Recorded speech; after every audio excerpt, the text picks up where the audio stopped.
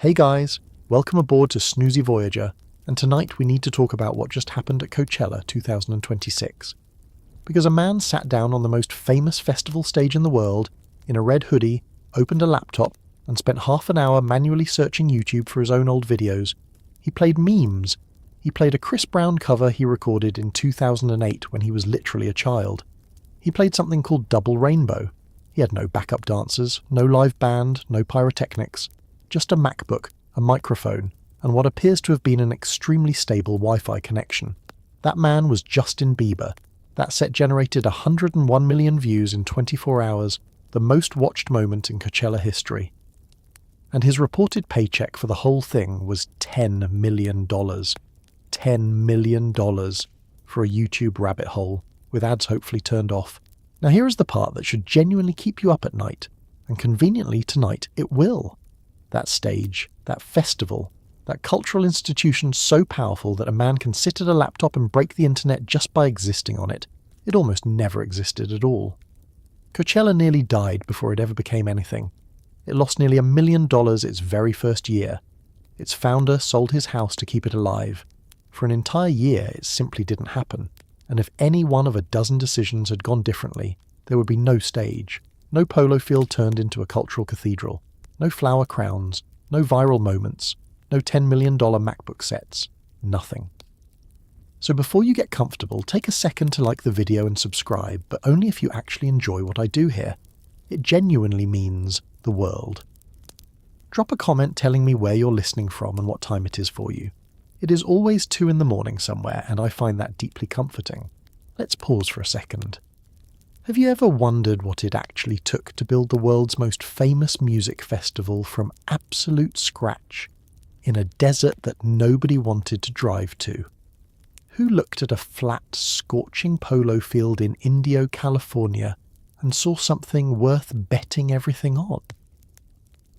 What do you do when your first attempt loses nearly $1 million, and the numbers are so bad that your accountant just goes quiet and stares at the wall?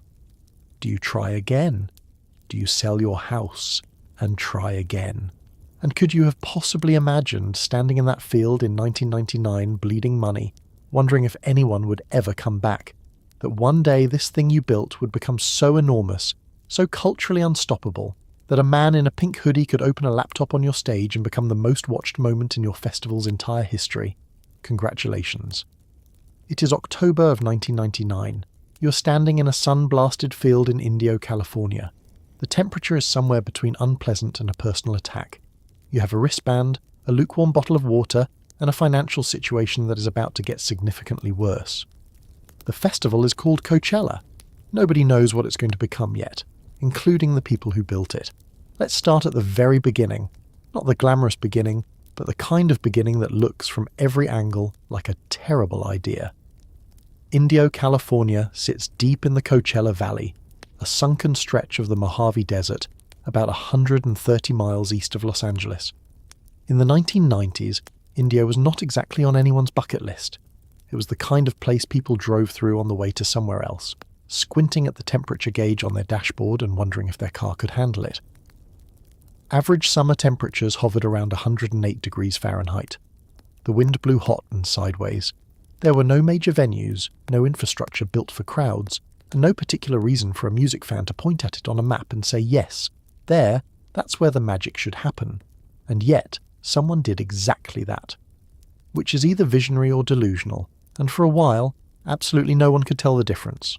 The Coachella Valley itself is a geographical oddity.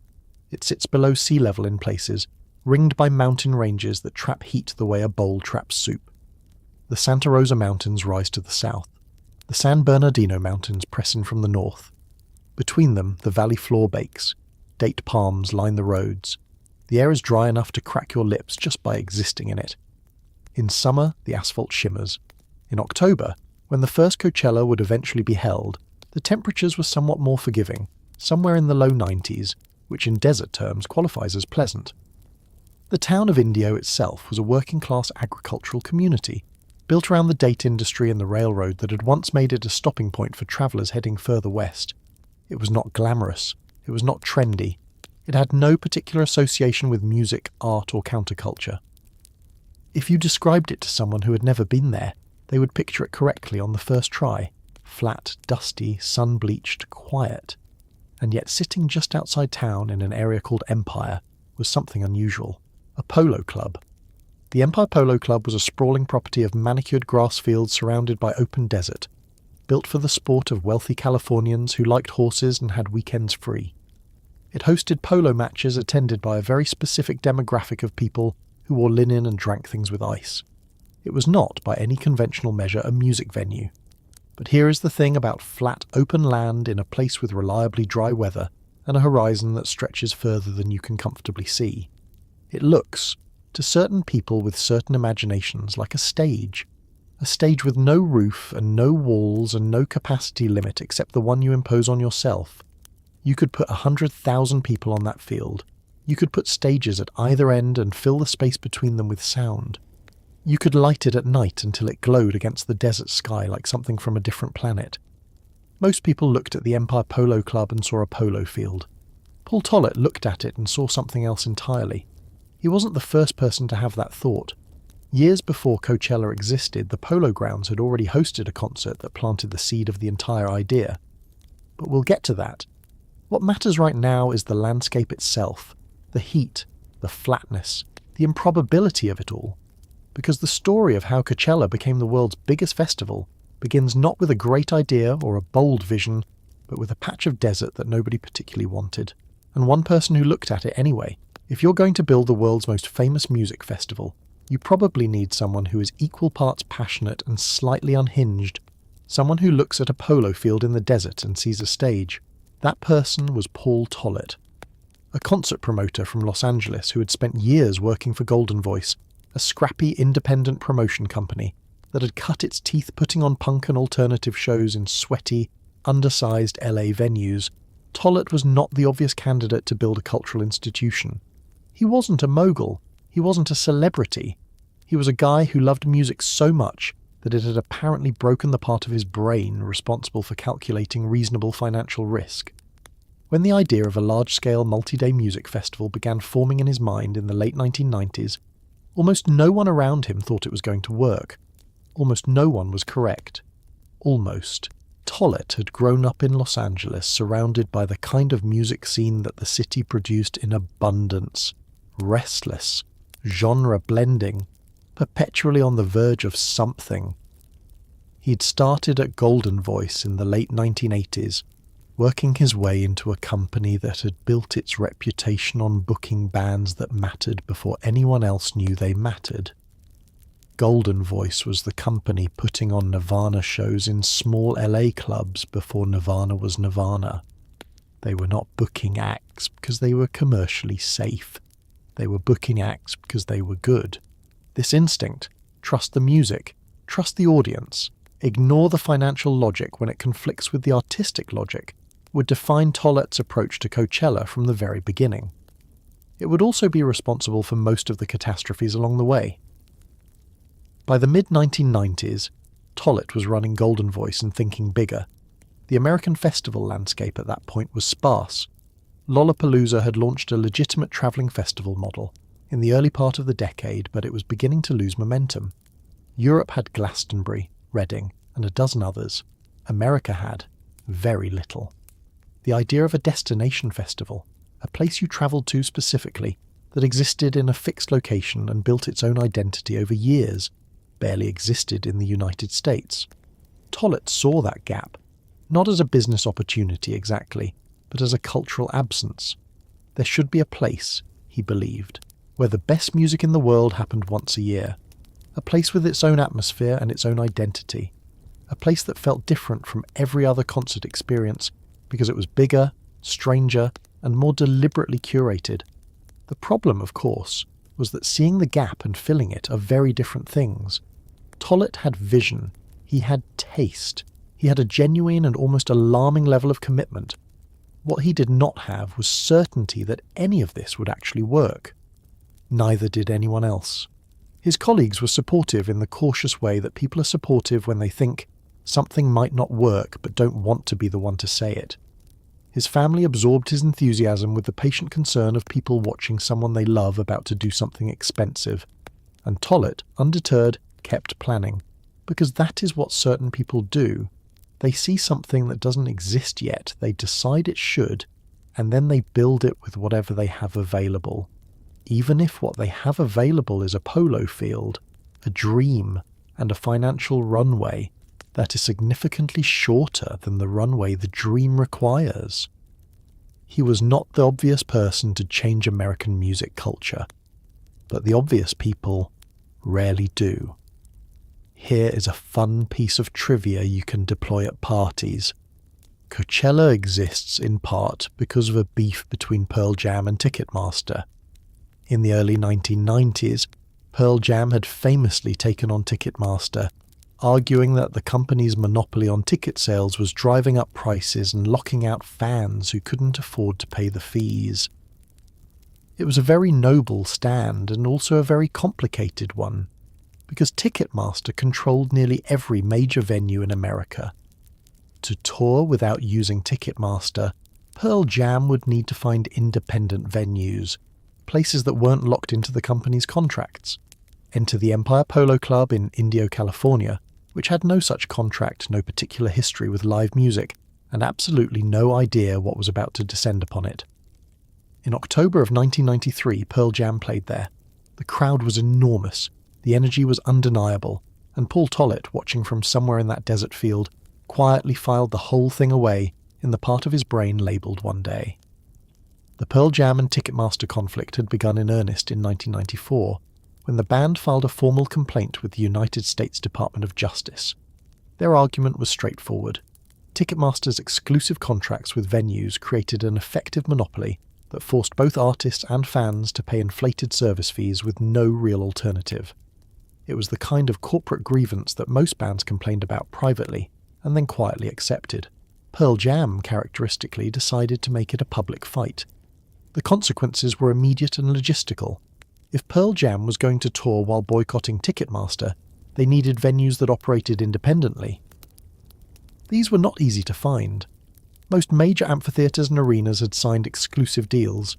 The band's management spent considerable time hunting for alternatives, smaller venues, outdoor spaces, unconventional locations that fell outside Ticketmaster's reach. The Empire Polo Club in Indio was exactly this kind of location. It was open land with no ticketing contracts, no corporate entanglements, and a capacity that could handle a significant crowd. When Pearl Jam played there in October of 1993, they drew a crowd of around 25,000 people to a polo field in the middle of the desert. The show was loud, outdoor, and by all accounts electric. For the polo club and the surrounding community, it was a revelation. This land could hold a concert, a big one. The sound carried across the flat desert air with a clarity that indoor venues could never match. The sky above the performers was enormous. The experience of watching music in that open, sunlit landscape was genuinely different from anything available in a conventional venue. For Paul Tollett, watching that show, the revelation was even more specific. He saw not just a concert, but a template. If you could get 25,000 people to drive to the middle of the California desert for a single act, what could you do with multiple stages, multiple days, and a lineup built with genuine curatorial ambition? The Pearl Jam show at the Polo Grounds planted a seed that would take years to germinate. The band's fight with Ticketmaster eventually ended inconclusively. The Department of Justice investigation was closed without action, and Pearl Jam quietly resumed touring through conventional channels. The great Ticketmaster boycott faded into history. But the desert polo field remained, and Paul Tollett remembered what he had seen there. An audience willing to travel, an open sky that turned a concert into something else, a location so improbable that it felt in its improbability genuinely special. Sometimes the most important moments in history are the ones that don't look like anything at the time. A band plays a polo field in the desert because they're fighting with the ticketing company. A promoter watches from the crowd. An idea begins. When Tollett and his partner Rick Van Santen began seriously planning what would become Coachella in the late 1990s, They were essentially trying to build a plane while already falling off a cliff. There was no real template for what they were attempting, at least not in the United States. Glastonbury existed in the UK, sure, but America's festival culture was still fairly thin on the ground. Lollapalooza had blazed a trail earlier in the decade but was already fading. What Golden Voice was planning was different in scale, in ambition, and critically, in geography. Most people, when told we're planning a major music festival in the California desert in October, would respond with something polite like, "Oh, interesting." What they would mean is, "Please don't do that."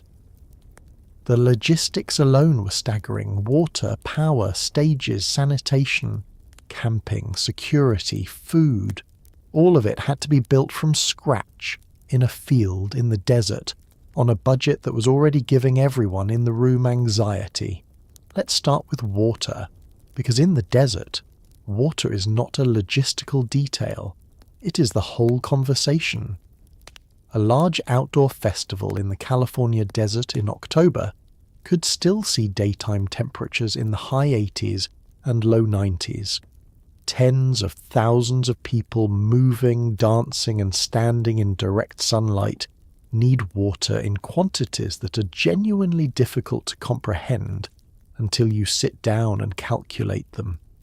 The infrastructure for distributing that water, the tanks, the pipes, the distribution points, the staff, had to be designed and installed from nothing.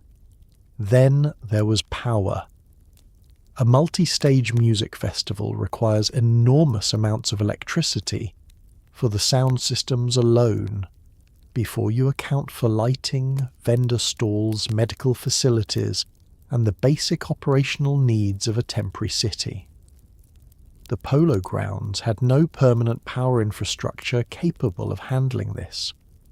Generators had to be sourced, positioned, and fueled. Cables had to be run across a field that weeks earlier had horses on it. Stages had to be designed and built, not one stage, multiple stages, positioned to minimize sound bleed between them, each capable of safely holding large structures of lighting and sound equipment. The main stage alone was an engineering project. The secondary stages required their own teams, their own equipment, their own logistical chains. Sanitation, which is the unglamorous backbone of any large public event, required an inventory of portable facilities that stretched into the hundreds. Anyone who has been to a music festival understands that the quality of the bathroom situation is directly correlated with your enjoyment of the entire experience. Getting this wrong was not an option. Security required coordination with local law enforcement, private contractors, and the event's own internal team. Medical facilities had to be staffed and positioned. Camping areas had to be laid out and marked. Traffic flow in and out of the site had to be modelled and managed. All of this for a first-year festival run by a small independent promotion company with no guarantee that anyone would actually show up. The people who build festivals describe the experience as simultaneously thrilling and terrifying, like planning a city that has to be fully functional in a specific weekend and then completely dismantled the following week. Every decision connects to every other decision. Change the stage position, and you change the traffic flow. Change the traffic flow, and you change the camping layout. Change the camping layout, and you change the sanitation requirements. Tollett and his team work through these problems with the specific focus of people who have committed too fully to stop. They had announced the festival. They had started selling tickets. The plane was already in the air. All they could do now was keep building the wings. You can build all the stages you want in a polo field in Indio. You can string up lights and plant flags and rent every porta potty in Southern California. But if no one wants to come, none of it matters. So the first Coachella needed a lineup that was genuinely impossible to ignore, the kind of lineup that made music fans look at the poster and feel something in their chest. Tollett understood this. The first Coachella, scheduled for October 9th and 10th of 1999, secured a roster that in hindsight looks almost absurdly good. Beck, Tool, Rage Against the Machine, Morrissey, Chemical Brothers, Jurassic 5. This was not a lineup assembled for the faint of heart or the casual fan. It was a statement, it said. This is serious, this is real, and if you miss this, you will spend the next decade feeling quietly embarrassed about it at dinner parties. Getting those acts to say yes to come to a first-year festival in the desert with no track record required a combination of persuasion, stubbornness, and the kind of phone calls where you pretend to be more confident than you actually are. Booking a music festival lineup is not simply a matter of calling agents and writing checks, though it does eventually involve both of those things. It begins with a vision, a curatorial idea about what the lineup should feel like as a whole, what story it tells, what audience it speaks to. Tollett's vision for the first Coachella was specific. Alternative rock, electronic music, and hip-hop presented together on the same bill, treating all three with equal seriousness. This sounds obvious now, in a world where genre boundaries and festival programming have largely dissolved. In 1999, it was still a genuine statement. Getting Rage Against the Machine was the anchor. The band was at the peak of their cultural moment, politically furious, sonically enormous, and capable of generating the kind of crowd energy that makes a first-year festival feel like a historic event. Having them on the bill sent a message to every other act being approached. This is the caliber of artist Coachella is attracting. This is the company you'd be keeping. Beck brought a different energy, cerebral, eclectic, impossible to categorize. Tool brought the heavy. Morrissey brought the devotional intensity of an audience that treats his music less like entertainment and more like a personal relationship. The Chemical Brothers brought the electronic dimension that Tollett wanted represented. The pulsing, physical, entirely different experience of dancing to synthesized music under an open sky. Each booking required its own negotiation. Agents for major acts are not easily convinced by first-year festivals with no attendance history. They want guarantees, financial guarantees, production guarantees, guarantees that their client will not be performing on a rickety stage in front of 12 people and a confused horse. Tollett had to argue repeatedly that the desert polo field was going to be something worth being part of. Some said yes immediately, some required longer conversations. The final lineup was assembled piece by piece, each confirmed booking making the next one slightly easier to secure.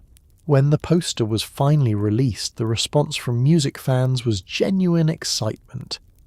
This was a real lineup. These were acts that mattered. The desert, however improbable, was suddenly somewhere people wanted to go. The tickets began to sell, and Paul Tollett, for the first time in the entire process, allowed himself to feel something close to optimistic. He would not feel that way for long, but for a moment the lineup was enough. The first Coachella Music and Arts Festival took place on October 9th and 10th, 1999. Approximately 25,000 people attended each day. The performances were, by most accounts, extraordinary. Rage Against the Machine were incendiary. Beck was effortlessly cool in the way that only Beck can be.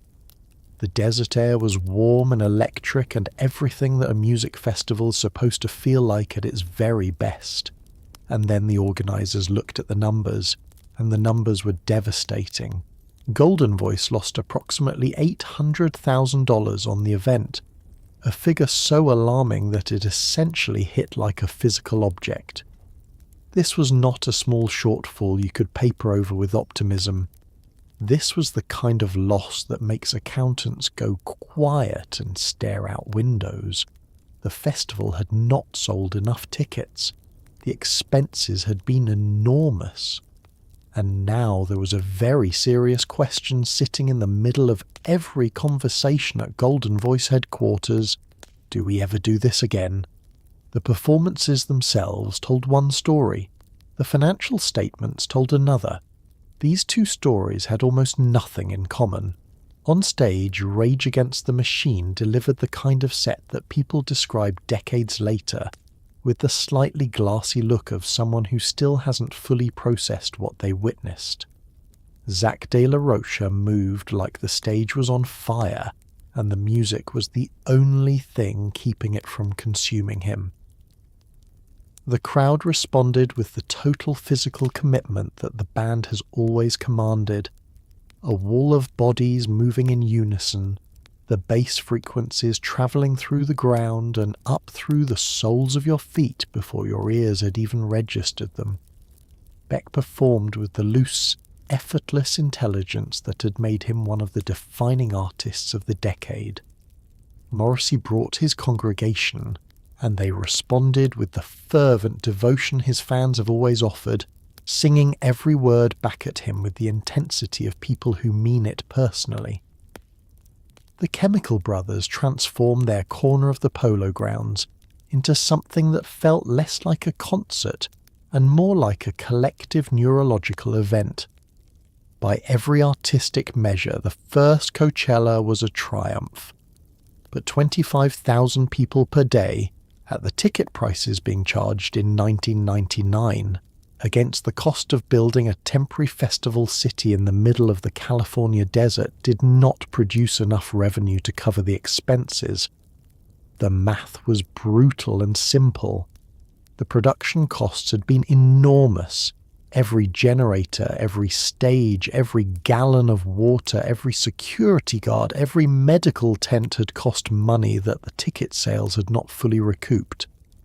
$800,000 gone in a weekend. For a small independent promotion company operating on thin margins, this was not an abstraction. This was an existential problem. Golden Voice had people to pay, rent to cover, future shows to book. An $800,000 loss did not simply disappear into a corporate balance sheet. It had real consequences for real people at a company that could not easily absorb it. The post-festival conversations at Golden Voice were not comfortable. The evidence was clear. The first Coachella had been artistically successful and financially disastrous. Those two facts sat side by side and refused to resolve into anything clean or simple. And yet, somewhere inside Paul Tollett, something else sat alongside the numbers. He had seen the crowd. He had felt the energy. He had watched 25,000 people experience something in a desert polo field that they could not have experienced anywhere else. The potential was real. The execution had been imperfect. The question was whether those two things could be separated. It was the first and possibly most important question in the entire history of Coachella. And the answer was not yet obvious. After the financial wreckage of 1999, Coachella did not return in the year 2000. It simply didn't happen. No festival, no announcement, no hopeful press release. Just silence. The silence of a dream that had run headfirst into reality and come out looking considerably worse for it. For Paul Tollett, this period was genuinely grim. Golden Voice was not a massive corporation with a cushion to absorb an $800,000 loss and move on cheerfully. This was a company that had built itself on small margins and relentless work, and the Coachella disaster had shaken it badly. Tollett later said in interviews that the experience nearly ended him. He believed in the festival. He believed in the concept, in the desert, in the polo field, in what the whole thing could become. But belief unfortunately does not cover operational costs. The year 2000 came and went. Coachella was gone, and many people who had been paying attention simply assumed it would never come back. The music industry in the year 2000 was not particularly sympathetic to the struggles of a small promotion company that had lost nearly $1 million on a desert festival. The industry had its own problems. Napster had arrived. Digital piracy was beginning to reshape the economics of music in ways that nobody had fully mapped yet. Record labels were nervous. Artists were uncertain. The concert business, which had always been a reliable revenue stream, was the subject of anxious conversation about whether any of the old models still applied. In this environment, the failure of the first Coachella was noted and filed away. A too ambitious idea, a too remote location, a too expensive production for the audience it had attracted. It confirmed, for the skeptics, what they had suspected from the beginning, that the American public was not ready for a destination music festival in the desert, that the European model couldn't simply be transplanted onto Californian soil. For Tollett, the year of silence was not passive. He was not sitting in a quiet room accepting defeat. He was thinking, going back over every decision, every cost, every logistical choice, asking where the money had gone and what could be done differently. The production budget needed to come down. The ticket prices needed adjustment. The timing needed reconsideration. October, it turned out, was still warm enough in the desert to be genuinely uncomfortable. What about spring? What about April, when the desert was cool in the evenings and manageable during the day? He was also thinking about the audience he had seen. 25,000 people per day who had driven to the middle of nowhere and been transformed by what they found there. That audience was real. Their experience was real. The potential was real. The execution had been wrong, but the idea had been right. The question was whether he could find a way to prove that, whether anyone would give him the resources to try again, whether the people who needed to say yes would believe, despite the evidence of the first attempt, that something worth building was still waiting in that desert field. The year 2000 passed in silence, but the silence was not empty. It was the sound of someone figuring out how to come back. Here is where the story becomes the kind of thing that gets told at panels about following your dream, usually by someone who has already made it, and therefore has the luxury of describing the terror as charming in hindsight. In the period between the first Coachella and the second, Paul Tollett sold his house. This is not a metaphor. He literally sold the place where he lived, converted the equity into operating capital, and used that money to help fund a second attempt at the festival. Let that sit for a moment. He sold his house. The man who would eventually help build the most profitable music festival in the world at one point did not have a house, specifically because he had spent the value of it on the festival that had already failed once. This is either the most inspiring thing you've ever heard or the most alarming, depending on your relationship with financial stability. Probably both. To understand what this decision meant, you have to understand what it did not come with. It did not come with certainty. It did not come with a guarantee that the second Coachella would succeed any more than the first one had. It did not come with data showing that if you changed the month, adjusted the pricing, and tightened the production budget, the economics would resolve themselves into something sustainable. It came with none of that. It came only with a conviction. This specific, irrational, deeply personal conviction of someone who has seen something that he believes in and cannot let go of. Tollett had looked at the first Coachella with clear eyes. He knew what had gone wrong. Too expensive to produce. Too few tickets sold. Wrong time of year. The lessons were identifiable, if not easy to act on. But underneath all of those fixable problems was something that wasn't broken at all. The experience itself, the feeling of being in that desert field, with music coming from multiple directions and the sky above you going from blue to orange to black as the day moved toward night. That experience was worth saving. He was certain of it.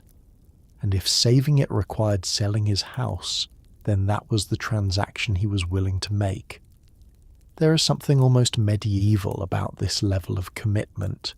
The knight who mortgages his land to fund the quest. The difference is that Tollett's quest was a music festival in a polo field, which sounds considerably less noble but is, in its own way, a story about exactly the same thing. A person who believes in something so completely that they are willing to stake everything on it. The money from the house sale became part of the operating capital for the second Coachella, alongside other funding that Golden Voice assembled through negotiations, partnerships, and the kind of creative financial problem-solving that small companies develop out of necessity.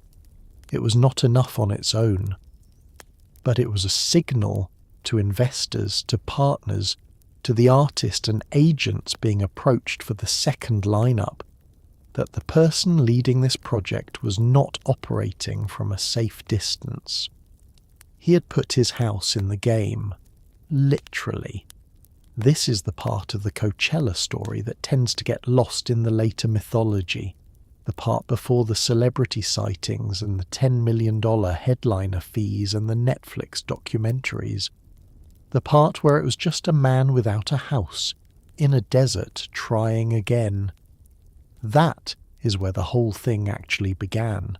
The second Coachella arrived in April of 2001, and almost everything about it was different from the first attempt, including the month, which turned out to be enormously important.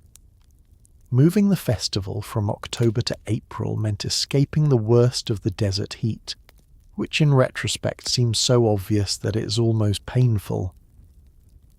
The lineup for 2001 leaned harder into the emerging blend of rock, electronic music and hip-hop that would become Coachella's signature sound. Jane's Addiction headlined, Daft Punk, then still largely a cult act rather than a global phenomenon, played a set that people who were there still describe in near-religious terms. Paul Oakenfold, Basement Jaxx, and dozens of others filled out a roster that felt genuinely ahead of its time. And crucially, critically, the festival made money. Not a fortune. Not enough to rewrite anyone's financial situation overnight, but enough. Enough to exhale. Enough to think, maybe this is actually going to work. April in the Coachella Valley is a genuinely different experience from October. The days are warm and bright, the evenings cool enough for a jacket, and the air carries the particular quality of a desert spring that is difficult to describe without resorting to the word magic, which is admittedly vague but is also accurate. The mountains that ring the valley are still green. The light in the late afternoon turns everything gold. It is, in short, a much more pleasant version of the same desert that had felt punishing 6 months earlier. This matters more than it might seem. A music festival is not just a line-up and a set of stages. It is an environment, a total sensory experience that includes the temperature of the air, the texture of the ground under your feet, the quality of the light at dusk. The first Coachella had the right idea in the wrong weather. The second had both. Jane's Addiction, reunited after years apart, headlined with the kind of intensity that a band brings to a reunion when they have something to prove, which is the best possible reason to headline a festival. Perry Farrell, the band's frontman, had also been one of the founders of Lollapalooza, which gave his presence at Coachella a certain symbolic weight. A pioneer of the American festival form was playing on the stage of its possible successor, but the performance that people talked about afterward, the one that circulated in conversations and early internet forums and became part of Coachella's emerging mythology, was Daft Punk. The French duo played in the late evening, after the desert sky had gone dark, and the effect of their electronic set in that open air was something that the people present still struggled to fully articulate. It was physical in a way that indoor electronic music rarely is. The sound travelled across the flat desert floor with a clarity and volume that felt almost architectural. The festival made money. The audience had been larger than the first year. The word of mouth was extraordinary. And Paul Tollett, standing in that polo field in April of 2001, allowed himself to believe something that he had not quite let himself believe before. This was going to work. Not just once. Not just as a recovery from near failure. This was going to be something. He was right. Though how right he was would take years to fully understand. There are moments in the history of any cultural institution where something happens that changes the entire trajectory, and you can point to it later and say, there, that was the moment. For Coachella, one of those moments was Daft Punk in 2001. The French electronic duo Thomas Bangalter and Guy Manuel de Homem Christo, performing inside their iconic robot helmets, took the main stage and delivered a set that felt, to the people watching it in that desert field, like something genuinely new. Electronic music had been building in influence throughout the 90s, but it still hadn't fully crossed into mainstream American festival culture. Daft Punk at Coachella 2001 helped change that. Word spread. The performance became legendary, the kind of legendary where people who weren't there still talk about it, and in doing so it announced to the broader music world that Coachella was a place where something real could happen. Something that mattered. To understand what Daft Punk meant in 2001, you have to understand what electronic music meant at that moment in American culture. In Europe, electronic dance music has been a dominant mainstream force for years. In the United Kingdom, rave culture had spent the late 1980s and early 90s transforming popular music entirely, and by the turn of the millennium, electronic artists were filling arenas and headlining major festivals without anyone finding it unusual. In America, the situation was different. Electronic music had a passionate following but remained largely subcultural, something that happened in clubs and warehouses and specific corners of the internet, not on main stages in front of general audiences. Daft Punk occupied a particular position in this landscape. They'd released Homework in 1997 and followed it with Discovery in 2001. Albums that were critically celebrated, commercially successful in Europe, and increasingly familiar to American music fans who had been paying attention. Their aesthetic was unique. Two humans who performed exclusively as robots, faces always hidden behind helmets, a visual presentation that was simultaneously anonymous and completely iconic. When they played Coachella in 2001, they brought this aesthetic to an outdoor desert stage in a way that produced an experience unlike anything the American festival audience had encountered. The visuals were striking. The music was physically overwhelming in the open air, the low frequencies travelling across the flat ground in waves, the rhythmic patterns hitting with a precision that felt almost mechanical, which, of course, was the point. People danced. In a polo field in the California desert in April under the stars, thousands of people danced to French robot music, and then they went home and told everyone they knew about it.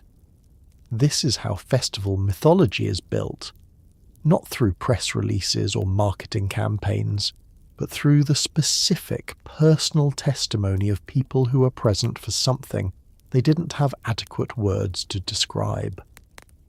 The story of the Daft Punk set at Coachella, 2001, spread through music communities, through early music websites and message boards and conversations in record stores. It spread the way genuinely extraordinary experiences spread, imperfectly, enthusiastically, and with the specific urgency of people who want others to understand that something important happened and they were there for it. For Coachella, the effect was cumulative. Each person who had been at that set became, in a small way, an ambassador for the festival. Each conversation that began with you should have seen Daft Punk at Coachella was also, implicitly, a conversation about Coachella itself, about the desert, the open sky, the particular quality of that experience. The festival was building a reputation, not through advertising, through the oldest form of cultural transmission there is, one person telling another person about something they saw.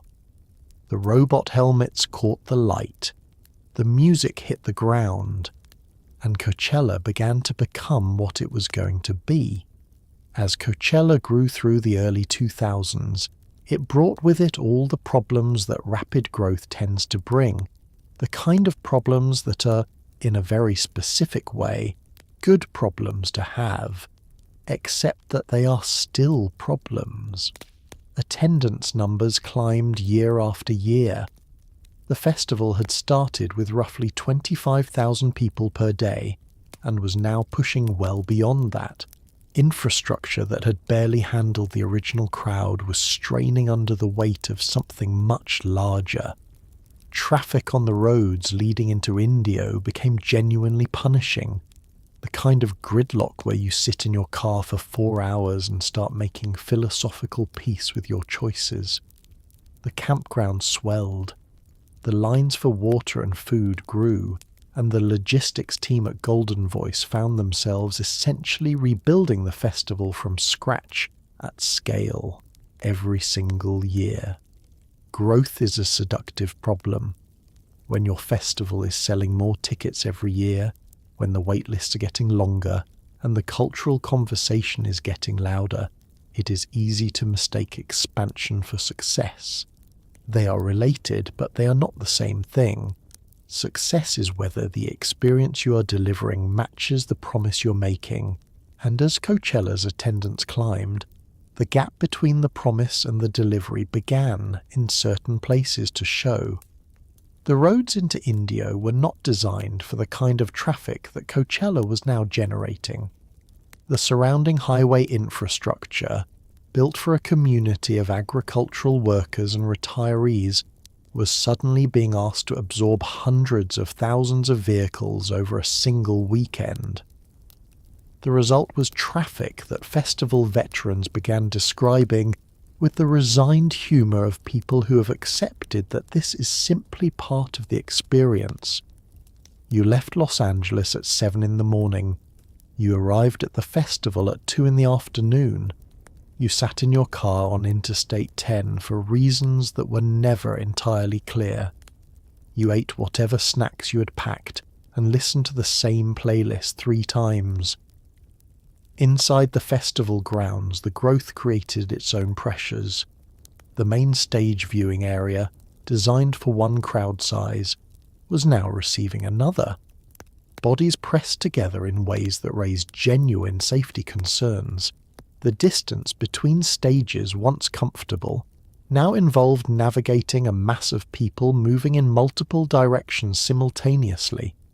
Finding your friends in the crowd, in the era before smartphones made this trivially easy, was an exercise in patience and prearranged landmarks. The food and water situation scaled imperfectly. lines for vendors stretched long enough to represent a genuine time cost. 20 minutes for a bottle of water, 40 minutes for food, all of it consuming portions of the day that could have been spent watching music. The festival was growing faster than its infrastructure could comfortably accommodate. Golden Voice responded to these pressures with the specific urgency of people who understand that the experience is the product. Each year brought improvements, more water stations, better traffic management, reconfigured stage layouts, expanded camping areas with clearer organisation. Some problems were solved, new ones appeared, because that is the nature of rapid growth. You fix the water lines and discover the shade structures are insufficient. You solve the shade structures and find the medical tent positioning needs rethinking. The people attending through these years developed a particular relationship with Coachella's imperfections. The chaos was part of the experience, something to navigate and survive and tell stories about afterward. The 4-hour traffic jam became a shared reference point. The long lines became a communal joke. The logistical suffering was absorbed into the mythology. Because here is the thing about Coachella that its organisers understood instinctively, and its audience confirmed empirically. People were coming back, despite the traffic, despite the lines, despite the heat and the dust and the logistical friction. They were coming back because what waited on the other side of all of it was worth it. And that, more than anything else, told Golden Voice that they were building something real. Somewhere along the way, someone at Coachella decided that having incredible music wasn't quite enough, and that what the festival really needed was enormous, strange, beautiful art you could walk up to and stand inside of while slowly getting heat exhausted.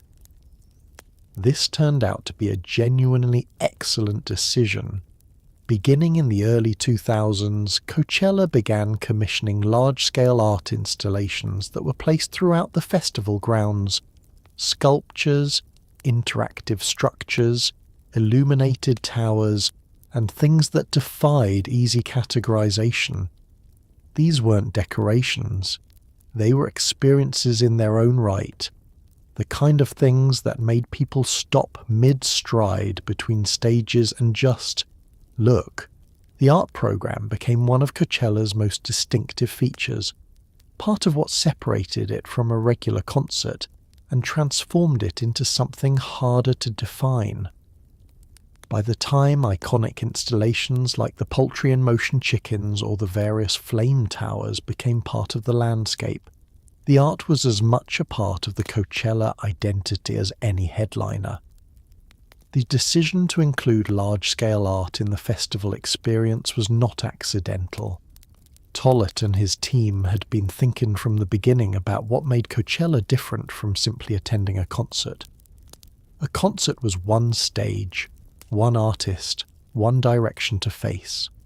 Coachella was an environment, a place you moved through, explored, inhabited for multiple days. If you were going to build an environment, it needed to have things worth discovering in it, things that rewarded wandering.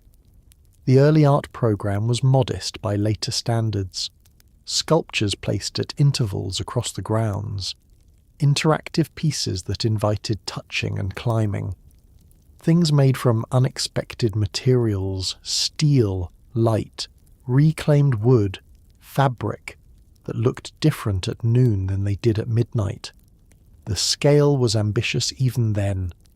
These were not gallery pieces. They were objects designed to exist in a field, visible from a distance, capable of holding their presence against the backdrop of a desert sky and a crowd of 50,000 people. As the program grew, the ambitions grew with it.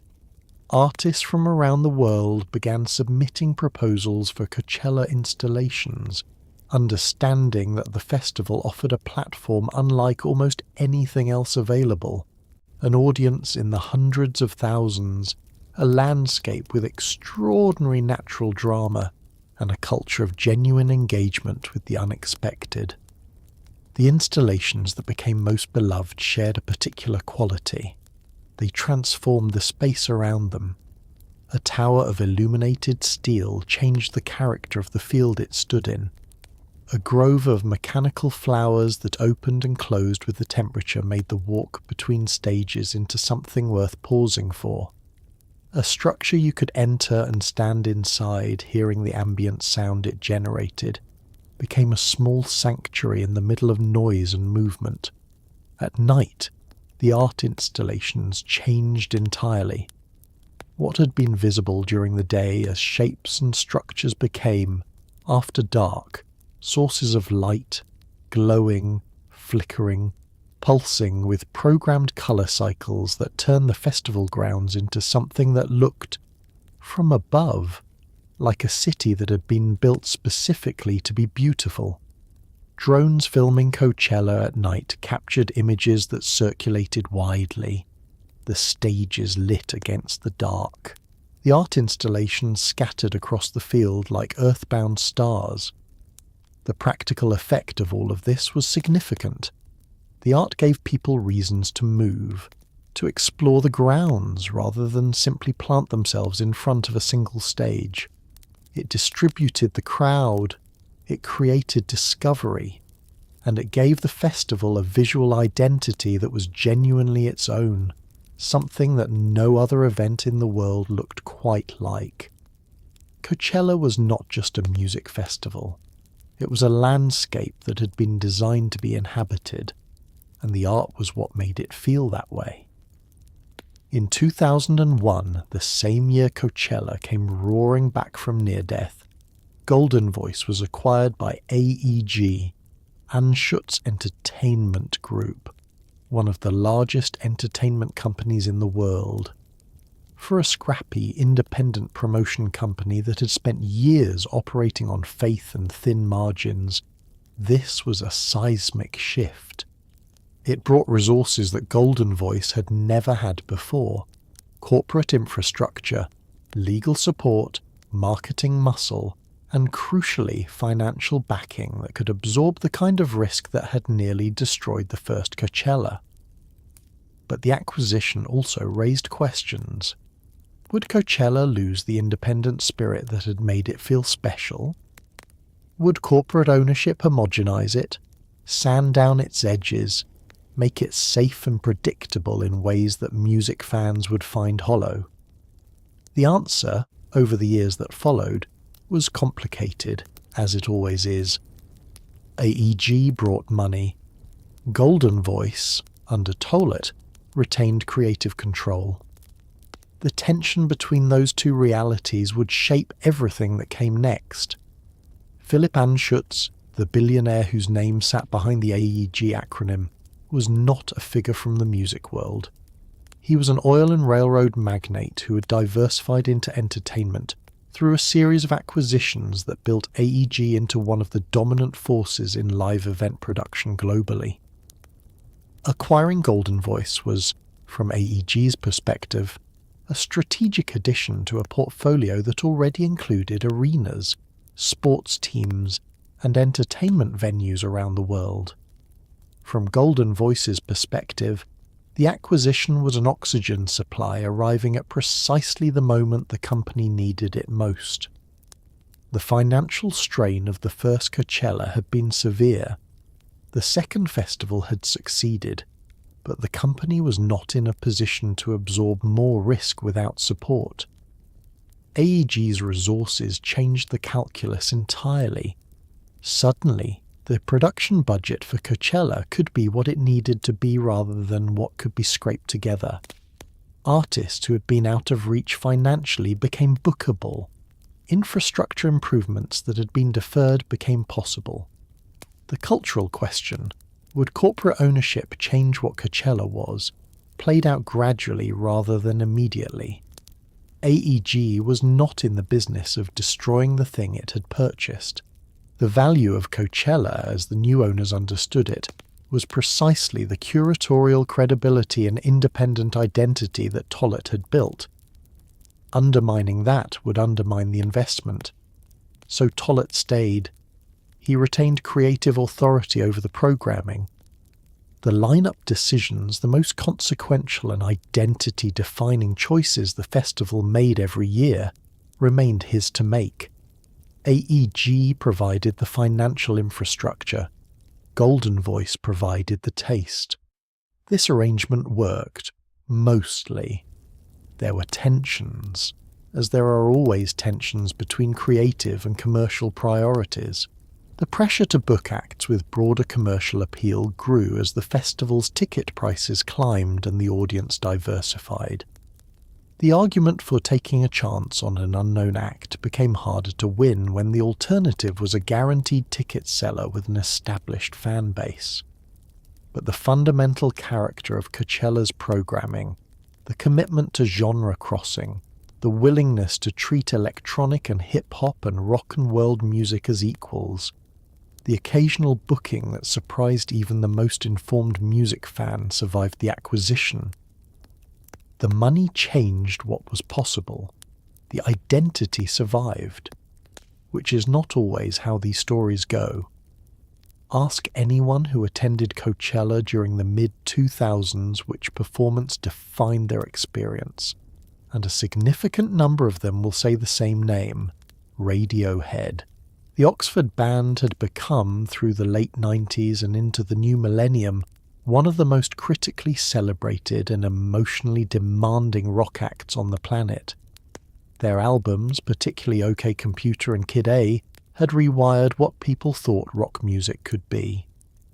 When they headlined Coachella, the performance carried a weight that went beyond the music itself. It was the feeling of something important happening, of being in the right place at the right time in the right desert with the right band. Performances like this were what built Coachella's reputation as a place where the headliners actually meant something, where the curation signalled a genuine commitment to musical significance rather than just ticket-selling star power. Radiohead's relationship with Coachella spanned multiple appearances over the years, and each one carried its own specific gravity. The band was not an easy listen.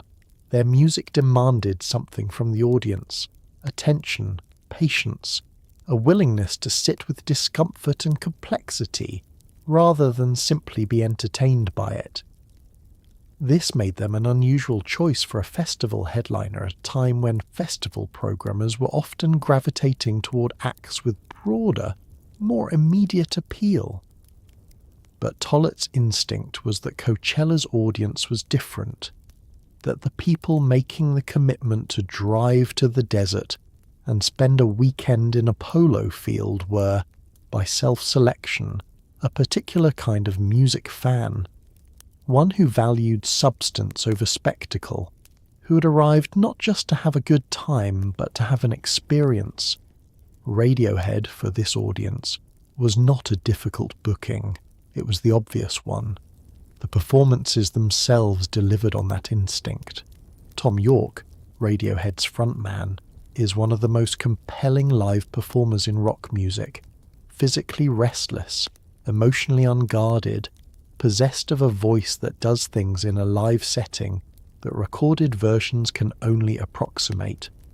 The band performed with the precision of musicians who have played together long enough to communicate without speaking, and the intensity of musicians who have never stopped caring whether it sounds right.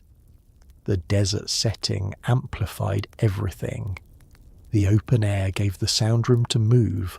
The sky above the stage enormous, dark, occasionally dramatic with the particular atmospheric effects of the desert at night, provided a visual backdrop that no indoor venue could replicate. When the lights hit the stage at the right moment and York's voice rose into the open air, it produced something that the people present struggled to describe afterward with adequate precision.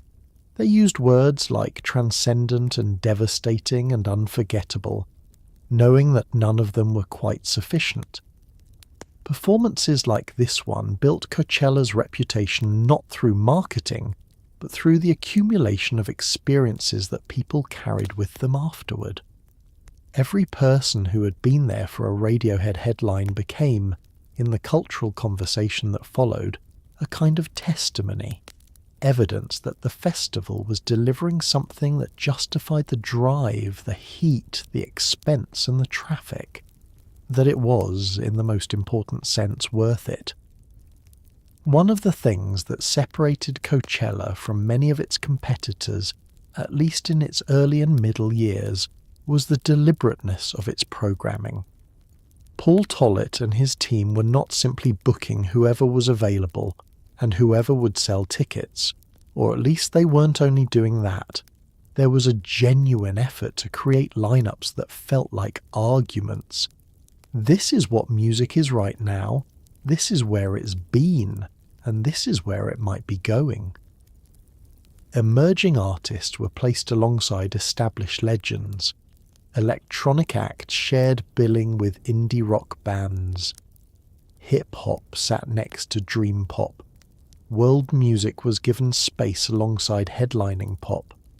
The result was lineups that felt like education, like spending a weekend with someone who had very strong, well-reasoned opinions about music and was generously sharing them with you. Whether you agreed with every choice or not, you rarely left feeling like the programming was lazy. The process of building a Coachella lineup begins, by most accounts, around a year before the festival takes place. At that point, the headliners are the priority, 3 acts, 1 per night on the main stage, that will define the conversation about the festival and drive the initial wave of ticket sales. Getting these 3 acts confirmed is the first and most consequential challenge, because everything else in the lineup is built around them. Headliner negotiations are conducted in a landscape of competing interests, scheduling constraints, and financial realities that are considerably more complex than they appear from the outside. An artist who seems like an obvious Coachella headliner might be unavailable because they are recording, or because they are committed to another festival in the same market, or because their agency has a conflict, or because the conversation about money did not resolve in a direction both parties found acceptable. Once the headliners are confirmed, the programming expands outward through the billing. The second-tier acts who occupy the prime secondary slots, then the emerging artists who fill the afternoon and early evening, then the newer acts who play to smaller crowds in the early hours of the festival day. Each level of the billing requires its own set of decisions, its own balance of commercial reliability and artistic ambition. The genre distribution across the lineup was one of the most distinctive aspects of Coachella's programming philosophy. Where many festivals organize themselves around a dominant genre, rock festivals, electronic festivals, hip-hop festivals, Coachella deliberately refused this categorization. The bill was always mixed. An attendee moving through a single day at Coachella might hear indie rock, then electronic music, then hip-hop, then an artist from West Africa, then a band whose genre could not be easily named. This mixing was not accidental. It reflected a belief that the most interesting musical experiences happened at the intersections, the moments when an audience encountered something they hadn't expected and found themselves responding to it. The Coachella fan who showed up for the rock headliner and stumbled into an electronic set between stages and found themselves dancing was having an experience that no single genre festival could have provided. The lineup poster, released each year, became a cultural event in its own right.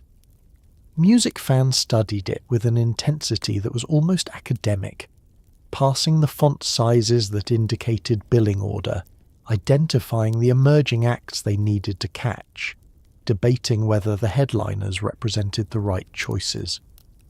The annual conversation about the Coachella lineup was itself a form of engagement with the festival, a way of participating in its identity before a single ticket was purchased or a single note was played. In 2017, Beyoncé was announced as Coachella's headliner, the first black woman ever to hold that slot at the festival. It was historic. It was significant.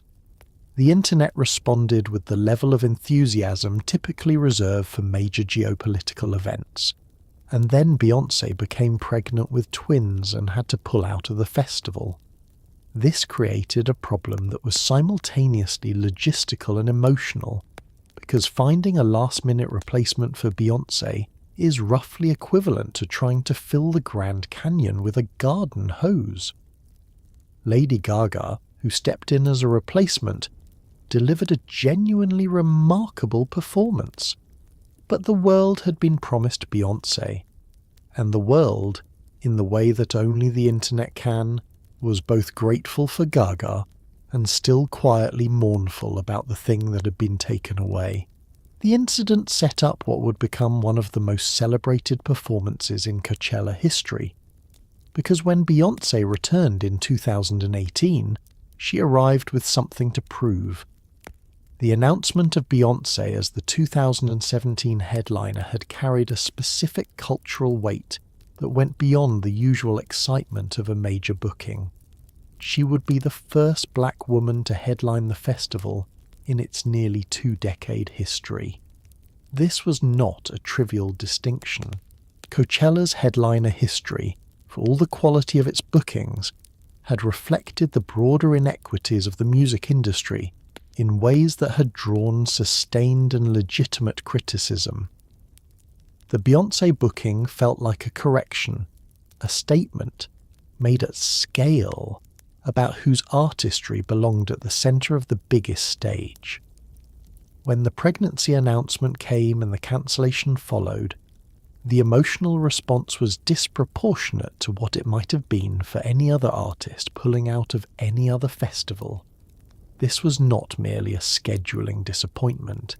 It felt to many people like a symbolic loss on top of a practical one. Lady Gaga's performance in Beyoncé's place was, by any objective measure, extraordinary. She performed despite a reported injury, moving through a set of considerable technical complexity with the committed intensity of someone who understands what the moment requires. The production was spectacular. The crowd responded with genuine enthusiasm. Reviews were strong, and yet the conversation about the performance was always inflected, at least slightly, by the awareness of what it was replacing. This is the specific cruelty of the last-minute festival substitution. The replacement act is judged not just on their own terms, but against the ghost of the announced act. Every moment of the performance exists in comparison with the imagined version of the performance that didn't happen. It is a situation that is, from the replacement's perspective, essentially unfair, and Gaga handled it with more grace than it deserved. But the more consequential result of the cancellation was what it set in motion. Beyoncé was rescheduled for 2018. She had a year to prepare something that would justify the wait, address the delay, and respond to an entire cultural moment that had built up around her absence. What she built with that year would become the most discussed live performance of the decade. But that story belongs to the next segment. For now, it is enough to know that the cancellation, devastating as it seemed at the time, turned out to be the setup for something that nobody could have predicted. History, as it turns out, has a sense of drama.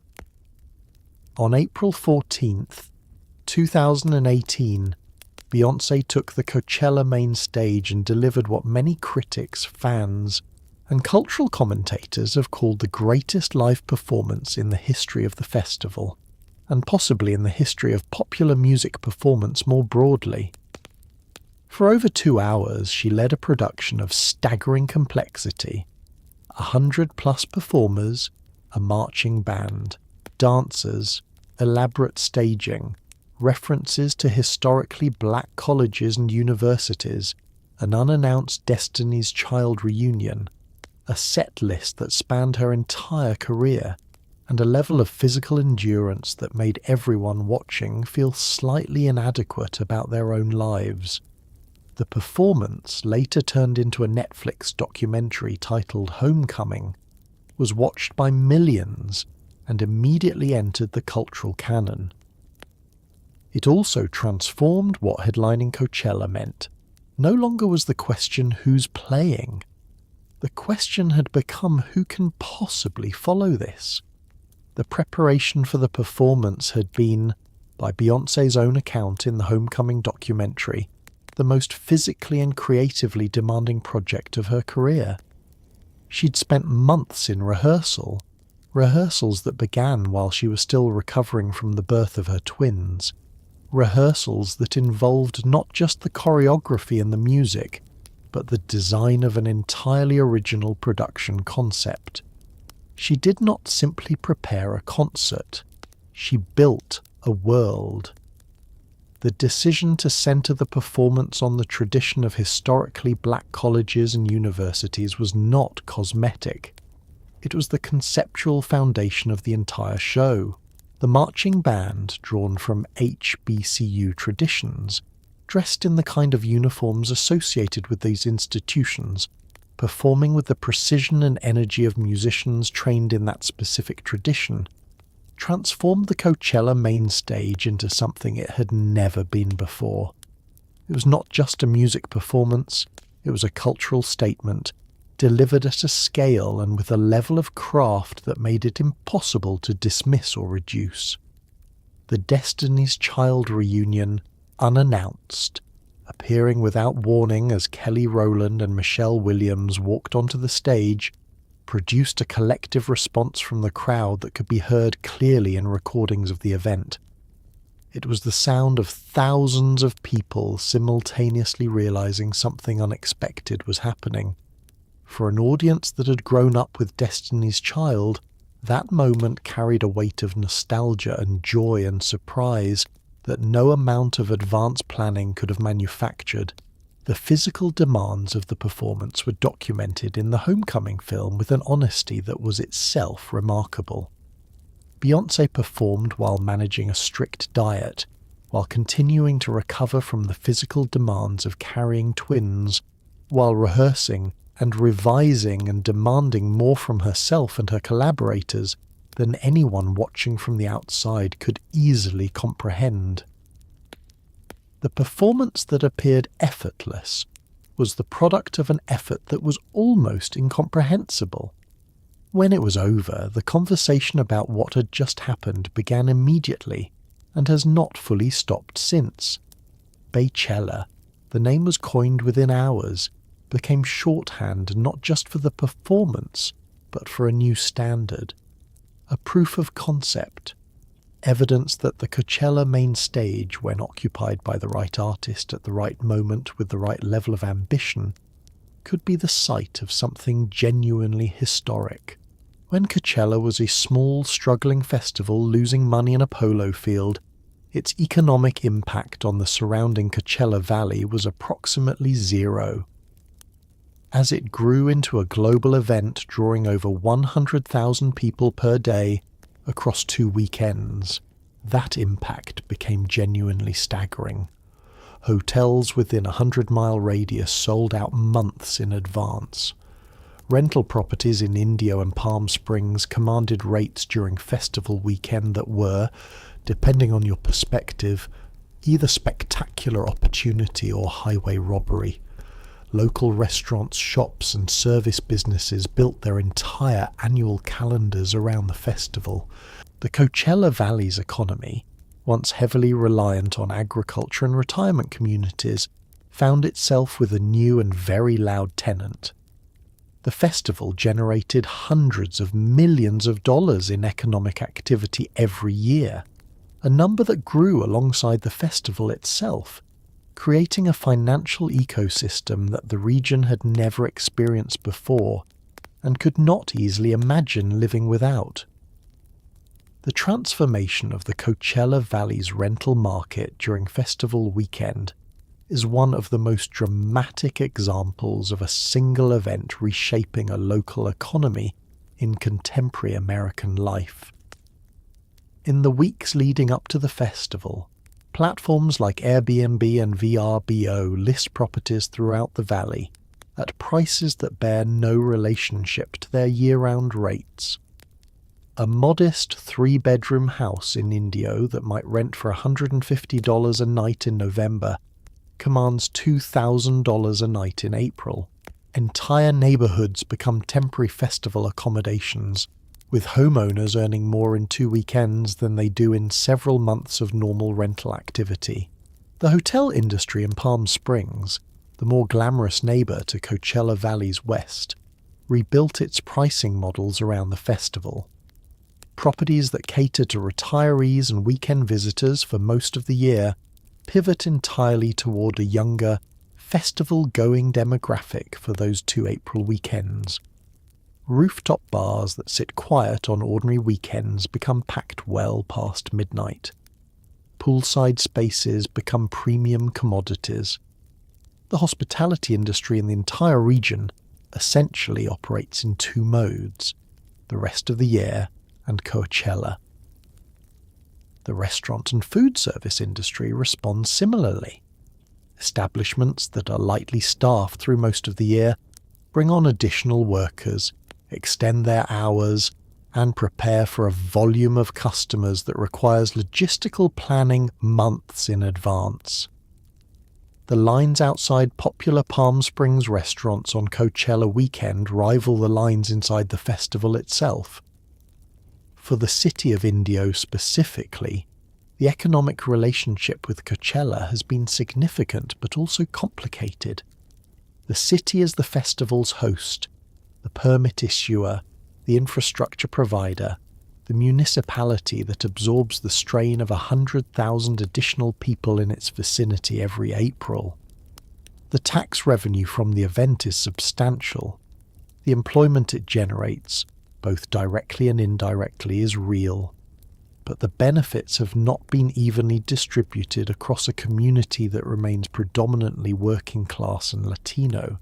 And this tension has been part of the ongoing conversation about what Coachella's presence in the valley actually means for the people who live there year-round. There is a version of Coachella's history that can be told entirely through the lens of social media, and it is both fascinating and slightly depressing. As platforms like Instagram rose to cultural dominance through the 2010s, Coachella transformed from a music festival into something with a far more complicated identity. Part concert, part content creation event, part fashion show, part influencer convention, part genuine musical experience. Suddenly going to Coachella meant something that it hadn't meant before, a visual statement, a signal about who you were and what your life looked like, made with flower crowns and dusty boots and the kind of golden hour lighting that the Indio desert provides with an almost suspicious generosity. Brands noticed. Sponsorships multiplied. The festival grounds filled with pop-up activations designed not to be experienced but to be photographed. The tension between Coachella as a music experience and Coachella as an aesthetic product became one of the defining cultural conversations of the decade. Instagram launched in 2010. Coachella was already a significant cultural event by that point. But the collision between the two, between a platform built entirely around visual self-presentation and a festival with extraordinary natural lighting, distinctive fashion culture, and a wealthy, aspirational demographic, produced something that neither could have generated alone. The Coachella aesthetic crystallized quickly. Flower crowns, which had existed at the festival in various forms since the early years, became the defining visual shorthand. Combined with denim cutoffs, leather boots, fringe, and the specific quality of desert light at 4 in the afternoon, they produced images that circulated with extraordinary velocity. The look was appropriable. You could buy it, assemble it, and wear it. And millions of people attending and not attending did exactly that. Brands recognized the opportunity with the specific speed that brands recognize opportunities when large amounts of money are potentially involved. By the mid-2010s, the festival grounds were ringed with brand activations, sponsored installations, pop-up experiences, and branded lounges that offered amenities in exchange for content creation. H&M built installations. American Express operated a charging and cooling lounge. Revolve, the online fashion brand, began hosting an annual party adjacent to the festival that became, for a certain demographic, as important as the festival itself. The relationship between the festival's official programming and this surrounding ecosystem of branded content and influencer activity became genuinely complicated. Critics argued that Coachella had lost something essential, that the flower crown Instagram selfie had displaced the music as the primary purpose of attendance, that the festival has become a backdrop rather than an experience. Defenders argued that the festival's core audience still came for the music, that the social media layer was an addition rather than a replacement, and that the two things could coexist without one destroying the other. Both arguments contained truth. Coachella in the Instagram era was two things simultaneously: a genuinely extraordinary music festival and the most aesthetically productive weekend in American social media. The question of which one mattered more depended entirely on who you asked. Camping at Coachella is, in theory, a communal adventure, a shared experience of sleeping under desert stars, waking to the sound of distant bass, and building the kind of transient friendships that only survive as long as the festival itself. In practice, camping at Coachella is an exercise in heat management, logistical endurance, and a profound renegotiation of your relationship with personal comfort. General camping means a tent, a sleeping bag, and the understanding that the temperature inside your tent will reach somewhere in the 90s by 8 in the morning. The ground is hard, the neighbours are loud, the showers are communal, and the lines are long. On the other end of the spectrum, glamping options emerged over the years to serve attendees who wanted the festival experience without the suffering.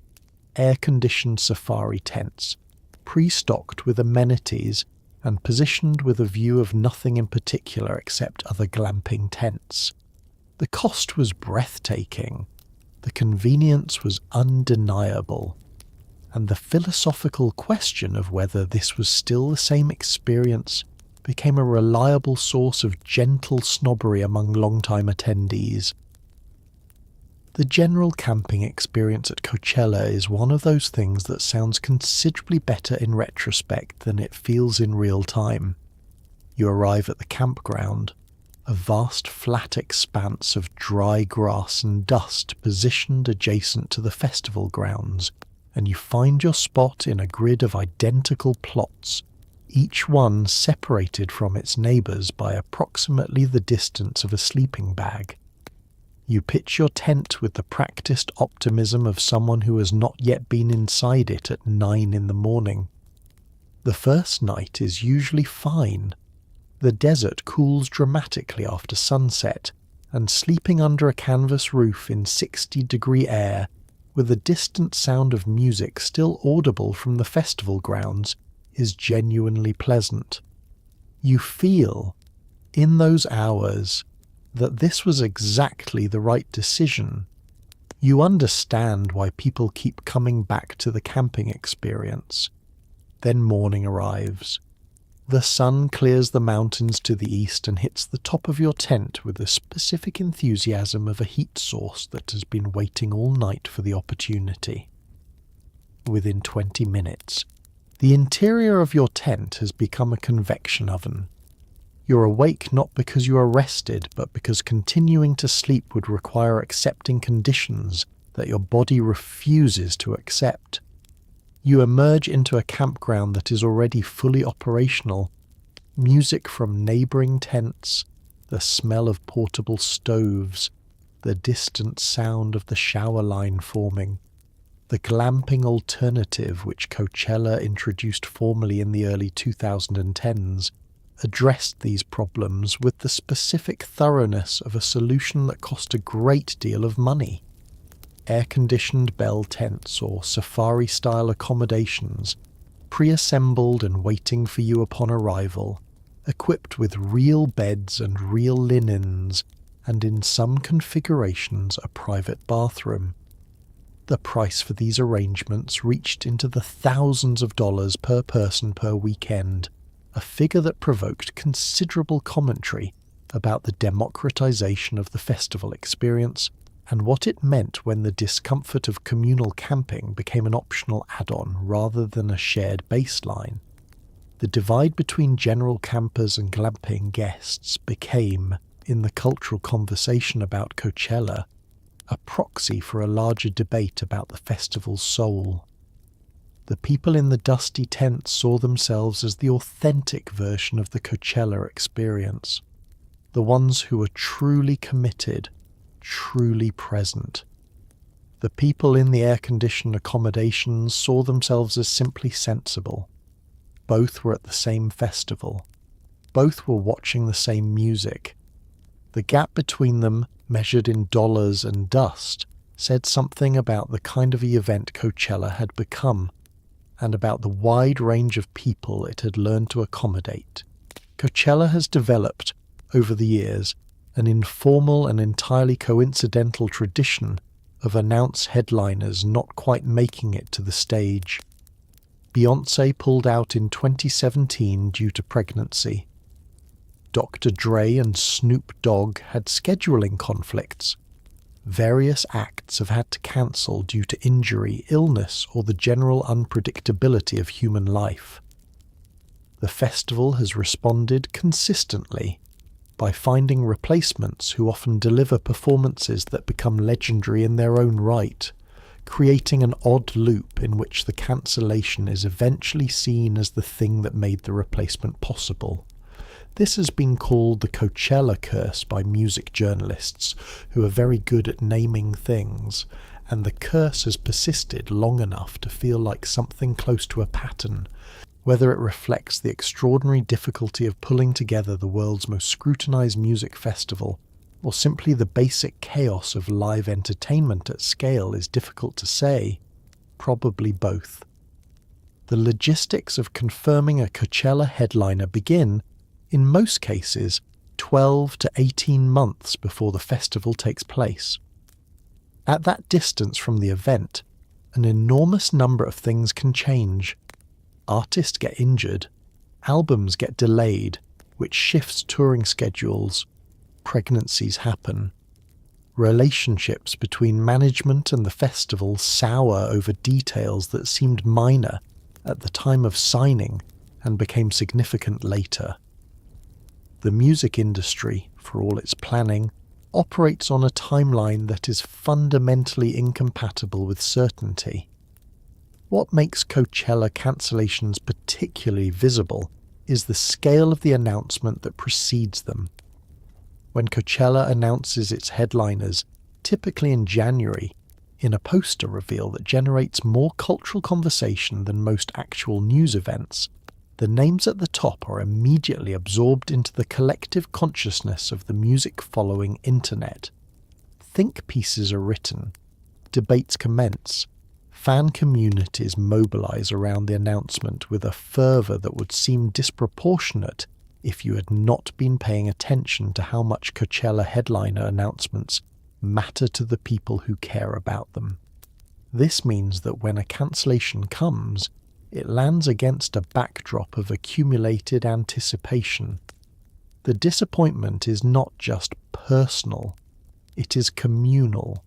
Hundreds of thousands of people who had been looking forward to a specific performance, who had perhaps purchased tickets specifically because of that performance, are now processing a loss together.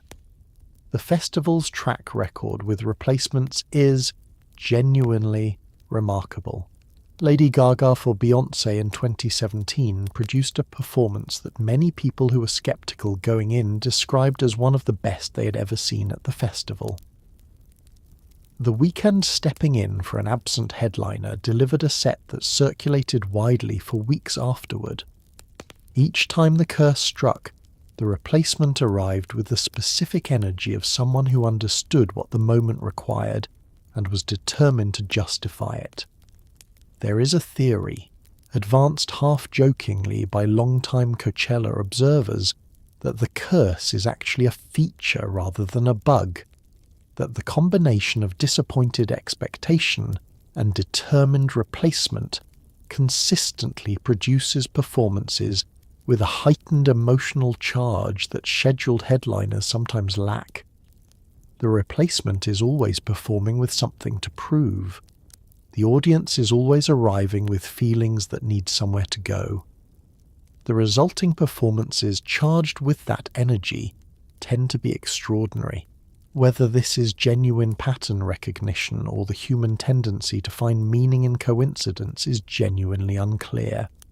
What is clear is that the Coachella curse has become part of the festival's mythology, a recurring chapter in a story that, like the best stories, keeps finding ways to turn its disasters into its most memorable moments. The curse takes something away, the replacement builds something new, and the festival somehow is richer for both. In 2012, during a performance by Dr. Dre and Snoop Dogg, a figure appeared on stage at Coachella that had not, strictly speaking, been alive since 1996. A photorealistic projection, described by nearly everyone present as a hologram, though technically it was an updated version of a 19th century theatrical illusion called Pepper's Ghost, of Tupac Shakur appeared and performed 2 songs before dematerializing. The crowd's response was immediate and overwhelming. Social media erupted. News outlets ran the story with the kind of energy normally reserved for actual world events. For a few days, the main topic of cultural conversation was whether the technology had crossed some kind of line, whether it was tribute or exploitation, and whether we were about to live in a world where deceased artists could be resurrected for commercial performances indefinitely. The answers to those questions remain contested, but the moment itself, the collective gasp of 100,000 people watching something impossible, became one of the defining images of Coachella's history. The technical execution of the Tupac projection was the result of months of work by a company called AV Concepts, working from visual effects produced by Digital Domain. The Pepper's Ghost technique, which involves projecting an image onto a specially angled piece of transparent film or foil, creating the illusion of a 3-dimensional figure on stage, had been used in theatrical contexts since the 19th century. What made the Coachella version different was the photorealism of the image, the quality of the movement, and the context in which it appeared. Tupac Shakur had been dead for 16 years at the time of the performance. He remained, in 2012, one of the most culturally significant figures in the history of hip-hop, an artist whose influence on the genre and on American culture more broadly had not diminished in the years since his death. His appearance on the Coachella stage, rendered in high-definition photorealism, moving and performing in a way that was indistinguishable at a distance from a living performer, produced a response that was visceral and immediate. The people in the crowd who were old enough to remember Tupac as a living artist responded with something close to grief, the specific, disorienting emotion of seeing a person you had mourned suddenly appear in front of you real seeming and present. Younger audience members, who knew Tupac only through recordings, responded with something closer to wonder. The sensation of encountering something they had been told was impossible. The ethical debate that followed was genuine and unresolved. Who had the right to authorize a posthumous performance? What obligations did the technology create toward the deceased artist's legacy, their estate, their fans? Was there something inherently exploitative about rendering a dead person's image for commercial entertainment, regardless of how carefully it was done? These questions did not have clean answers in 2012, and they do not have clean answers now. What the Tupac hologram demonstrated, beyond the ethical questions it raised, was that technology had arrived at a point where the boundary between presence and absence, between living performance and digital recreation, was no longer clearly defined. The Coachella stage had always been a place where extraordinary things happened. On that night in 2012, it became a place where something happened that made people genuinely uncertain about what was real. No institution that becomes as large and culturally significant as Coachella escapes without accumulating a file of genuine controversies, and Coachella's file is, to put it gently, substantial. Questions about the political and religious beliefs of Philip Anschutz, the billionaire owner of AEG and therefore an indirect owner of Coachella, surfaced repeatedly over the years, leading to periodic calls for boycotts. Water usage in a desert environment facing long-term drought became an environmental flashpoint. The festival's relationship with its neighbouring communities, largely low-income, largely Latino, raised persistent questions about who was actually benefiting from an event held in their backyard. The enormous carbon footprint of flying hundreds of thousands of people to a desert and powering a city-sized infrastructure for 2 weekends attracted sustained environmental criticism. None of these controversies, individually or collectively, stopped people from buying tickets. But they became part of the Coachella story nonetheless, the complicated underside of something that looked, from the right angle, like pure celebration. The Anschutz controversies were particularly persistent because they touched on questions that went beyond corporate governance into personal belief and political alignment. Reports emerged over the years suggesting that Anschutz had donated to organisations that held positions on social and religious issues that were sharply at odds with the values of a significant portion of Coachella's audience. For a festival whose cultural identity was deeply associated with progressive values, the revelation that its ultimate owner held different views created a tension that was difficult to resolve cleanly. The boycott calls that followed these revelations were real and generated significant coverage. They also, in most cases, did not meaningfully affect ticket sales. This produced its own uncomfortable conversation about the limits of consumer activism, about whether attending a festival constituted an endorsement of its ownership structure, and about the degree to which people were willing to compromise their stated values when the alternative was missing a lineup they genuinely wanted to see. These are not comfortable questions, and the fact that they kept recurring suggested that no one had found answers that fully satisfied them. The environmental criticism was grounded in straightforward arithmetic. Coachella drew over 100,000 people per day across 2 weekends. A significant percentage of those people flew to attend from other parts of the United States, from Europe, from Asia. The carbon footprint of that travel, added to the fuel consumed by the festival's generators and the waste produced by its food service operations, was substantial by any measure.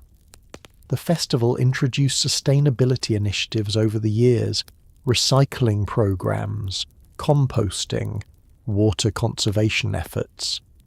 but critics argued that these measures were inadequate responses to a fundamentally unsustainable event model. The community relationship question was perhaps the most persistent and the most locally consequential. The city of Indio, which hosted Coachella, had a population that was predominantly Latino and working class. The festival brought economic activity to the region, but the distribution of that activity was uneven.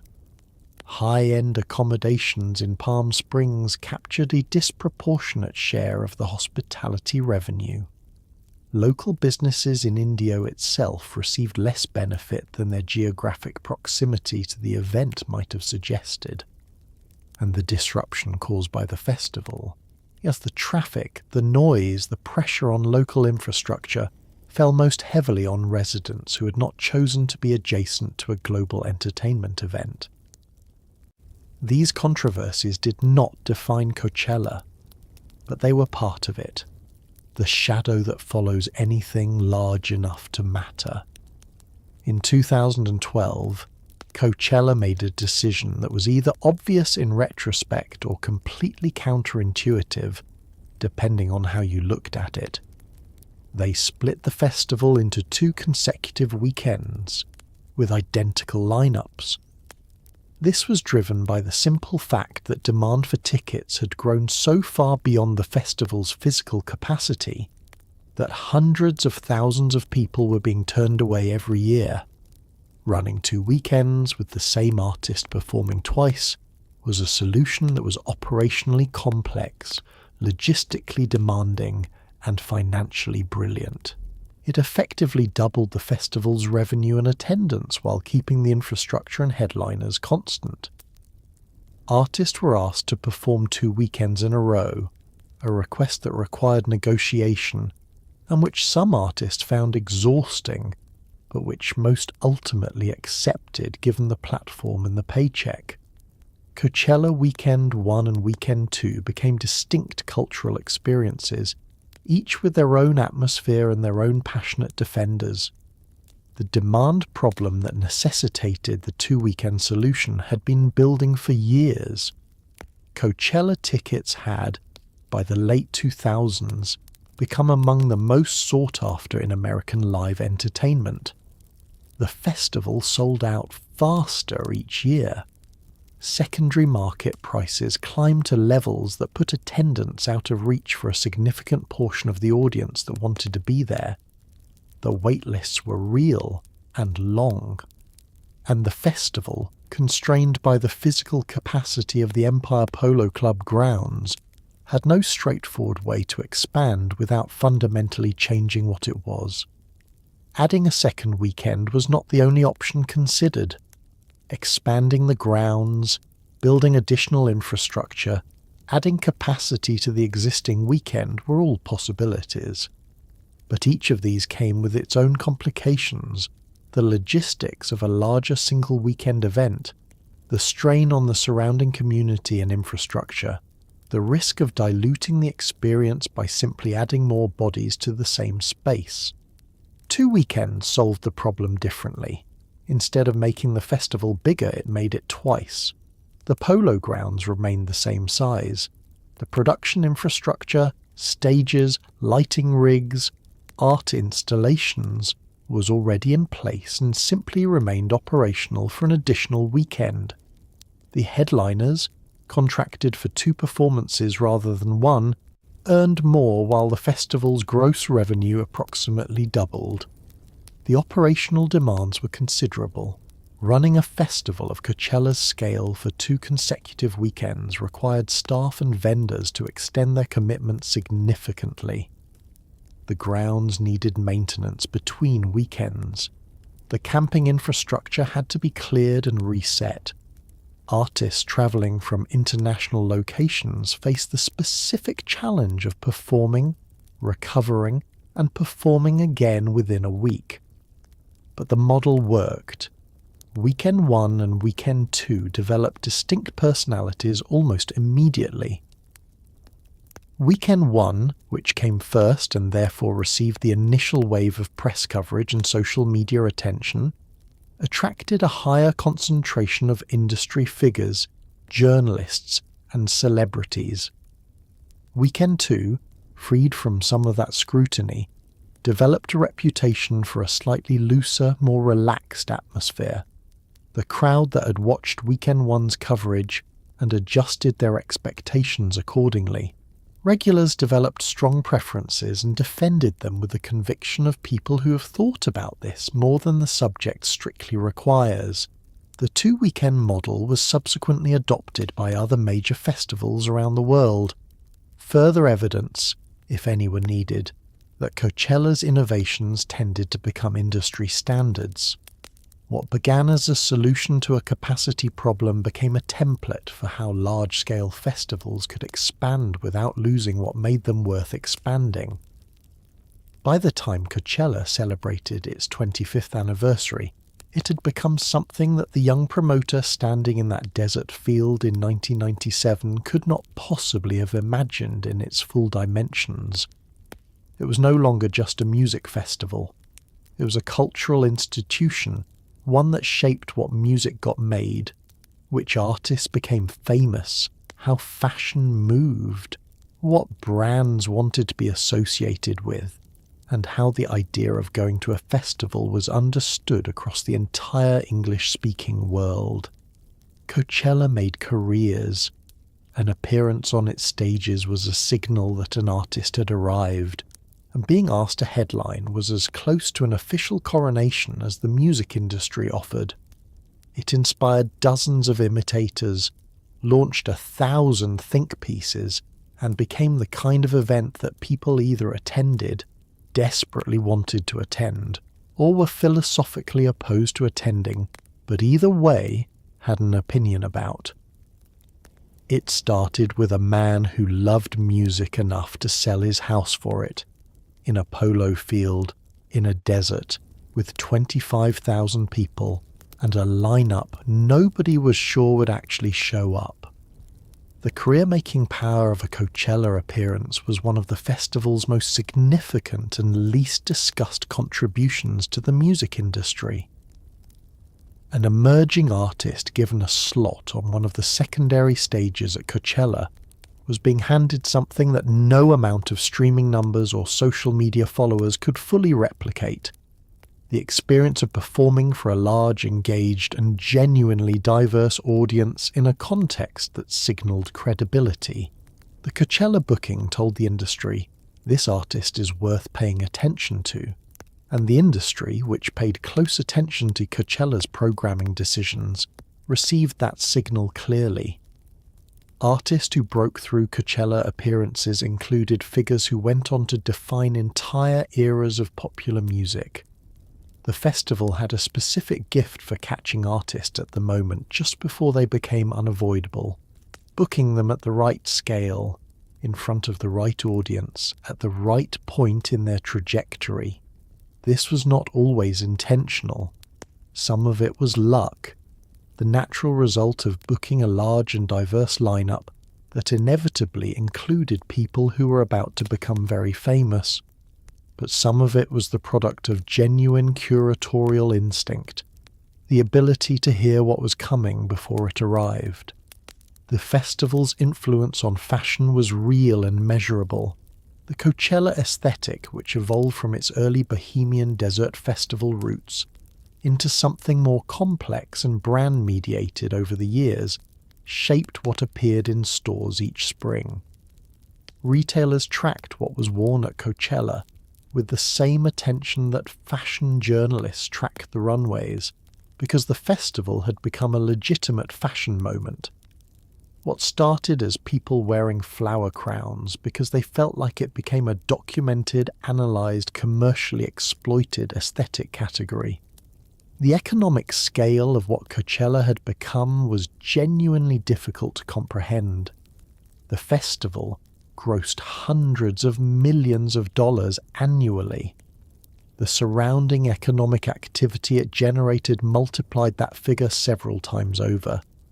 The brand partnerships, the streaming deals, the licensing arrangements, the secondary market. All of it added up to a financial ecosystem built around 2 weekends in April in a California desert. And yet, underneath all of that, underneath the brand activations and the Instagram aesthetics and the economic analysis and the cultural commentary, there was still the thing that Paul Tollett had seen in that polo field in 1993. Music, played outdoors under an enormous sky, to a crowd of people who had chosen to be there. That had not changed. The scale had changed. The money had changed. The cultural weight had changed. But the fundamental experience standing in a field, hearing something extraordinary, feeling the specific elation of live music in open air, remained what it had always been. Which is, in the end, the most remarkable thing about Coachella.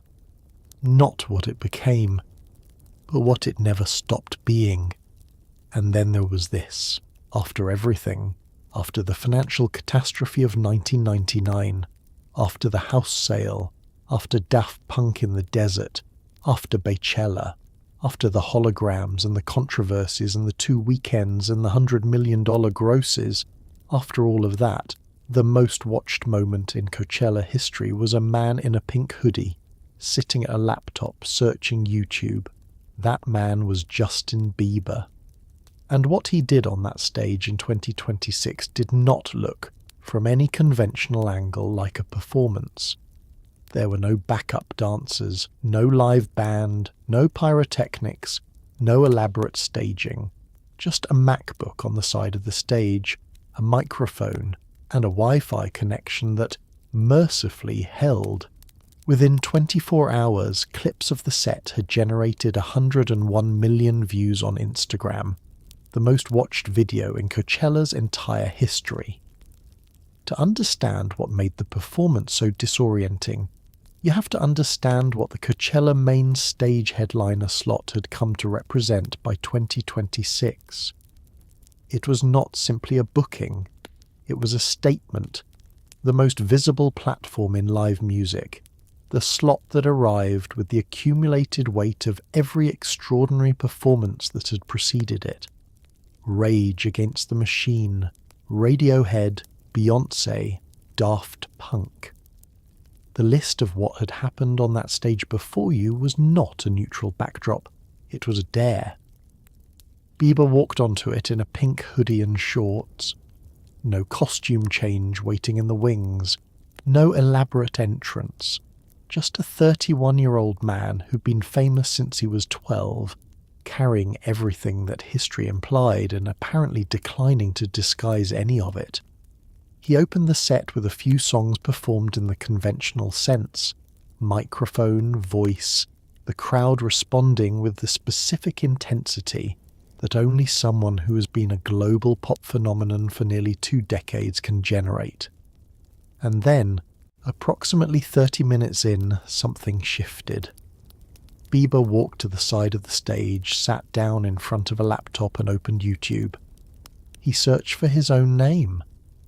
What followed was nearly half an hour of Bieber manually navigating his own digital past in real time, in front of 100,000 people, on the main stage of the world's most famous music festival.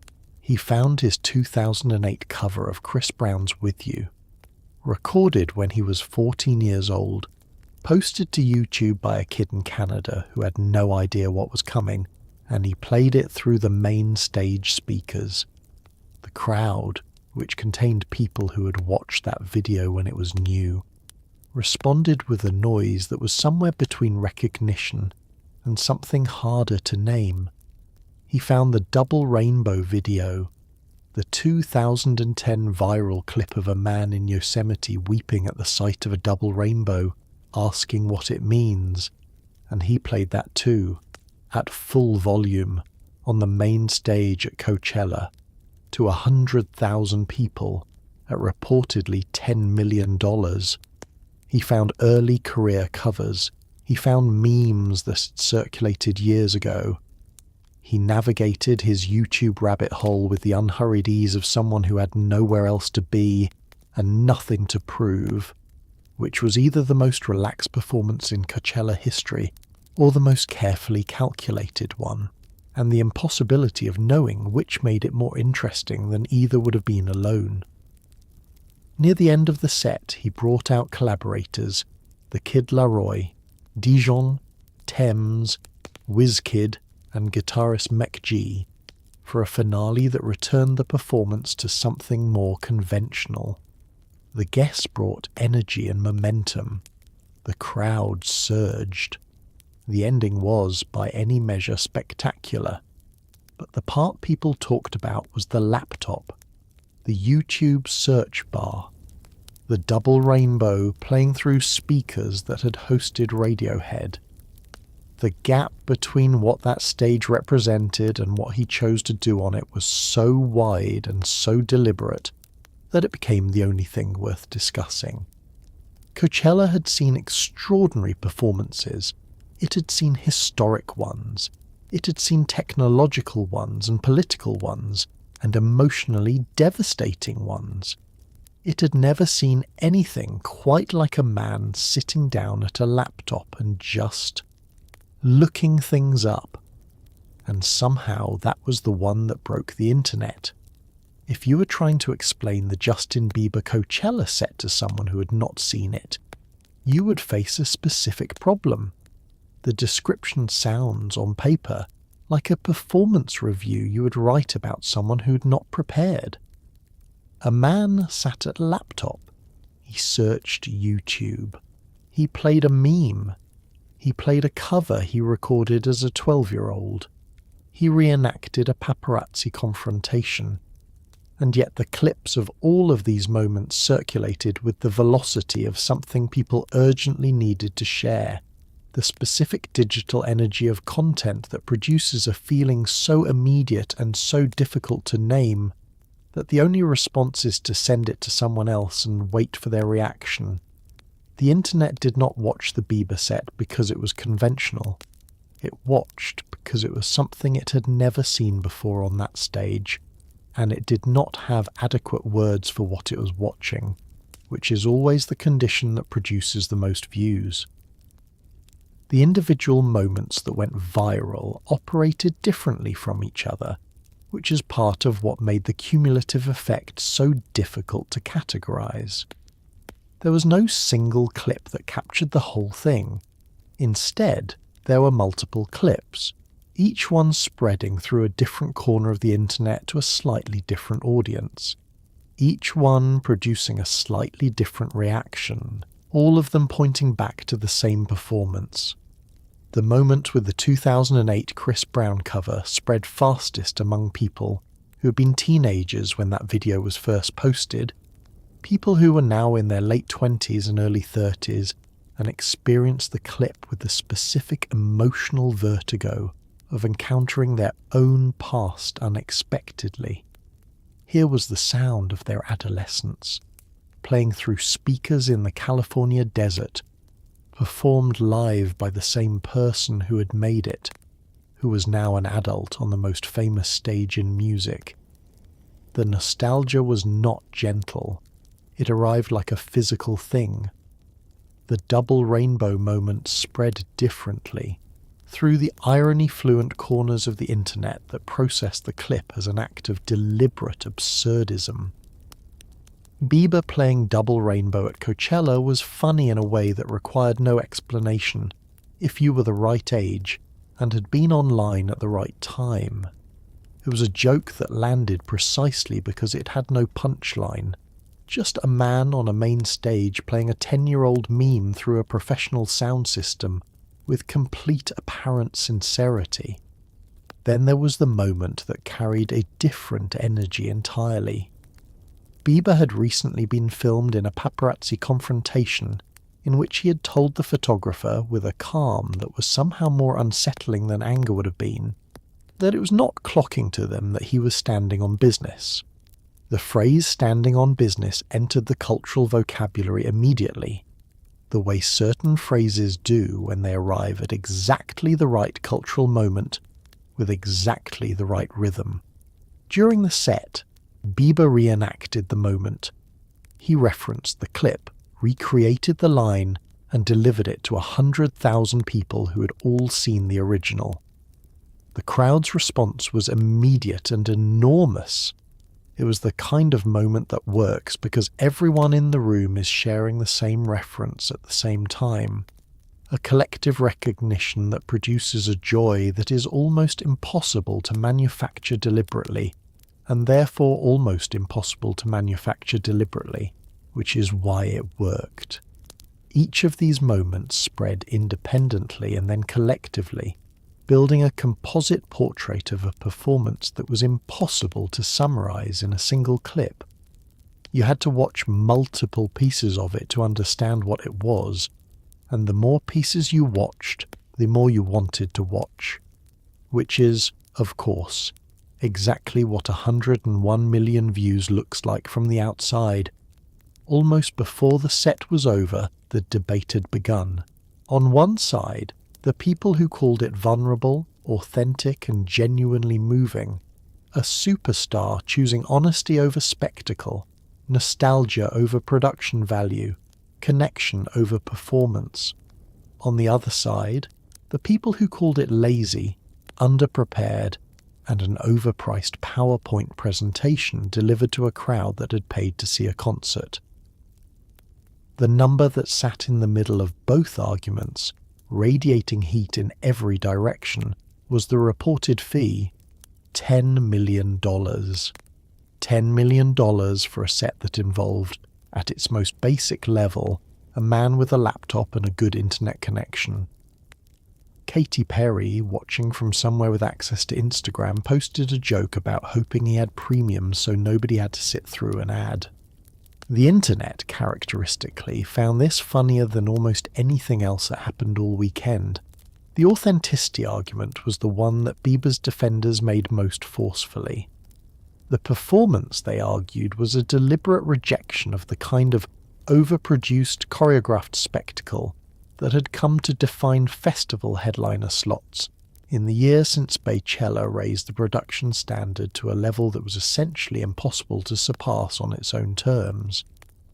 Rather than compete with that standard, rather than spend months building an elaborate production that would inevitably be compared to Beyoncé and found wanting, Bieber had stripped the performance down to something raw and personal.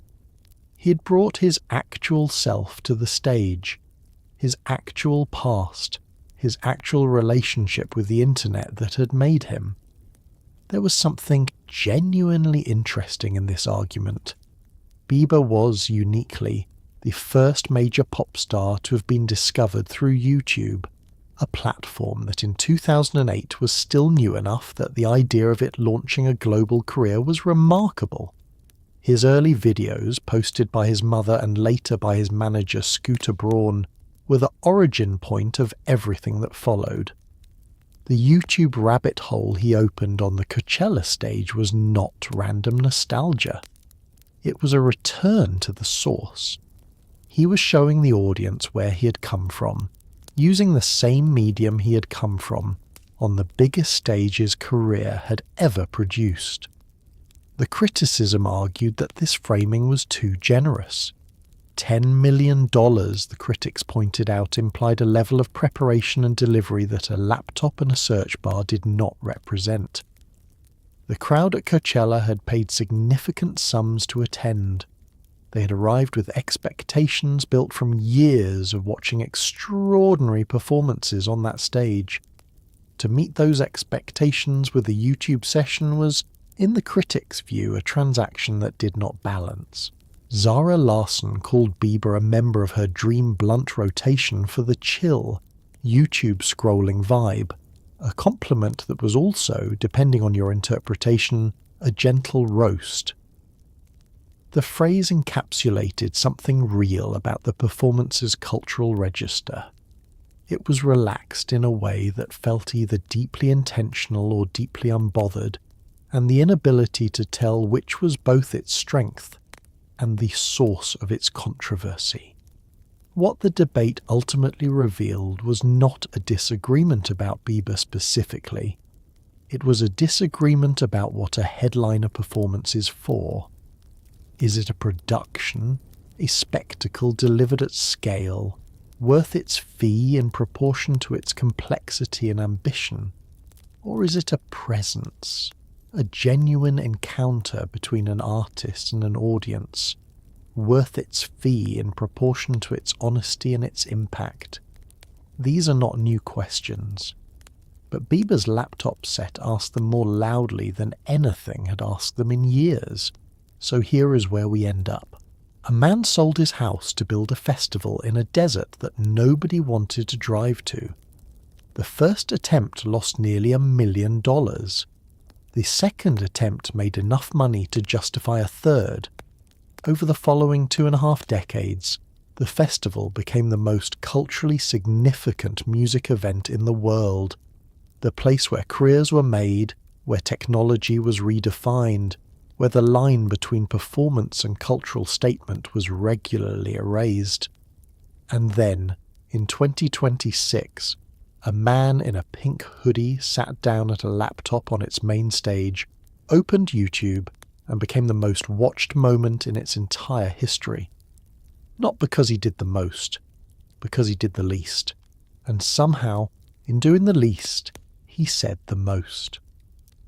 The full arc of this story is, if you step back far enough to see it whole, a story about belief. Paul Tollett believed in something that had no evidence to support it. He believed that people would drive to the desert, that they would pay to stand in a field, that the experience of music in open air under an enormous sky with no roof between the sound and the stars was worth building a temporary city every April to provide. He believed this when no one agreed with him. He believed it when the numbers said he was wrong. He sold his house on the strength of that belief and went back to the desert and tried again. That stubbornness, that specific, slightly irrational, entirely human refusal to accept that the thing you love is not worth the cost, is what Coachella is actually built from. Not the stages, not the headliner fees, not the art installations or the glamping tents or the Instagram activations or the 2-weekend model. Those are all real, but they are the surface. Underneath them is a man who looked at a polo field and saw something worth everything he had.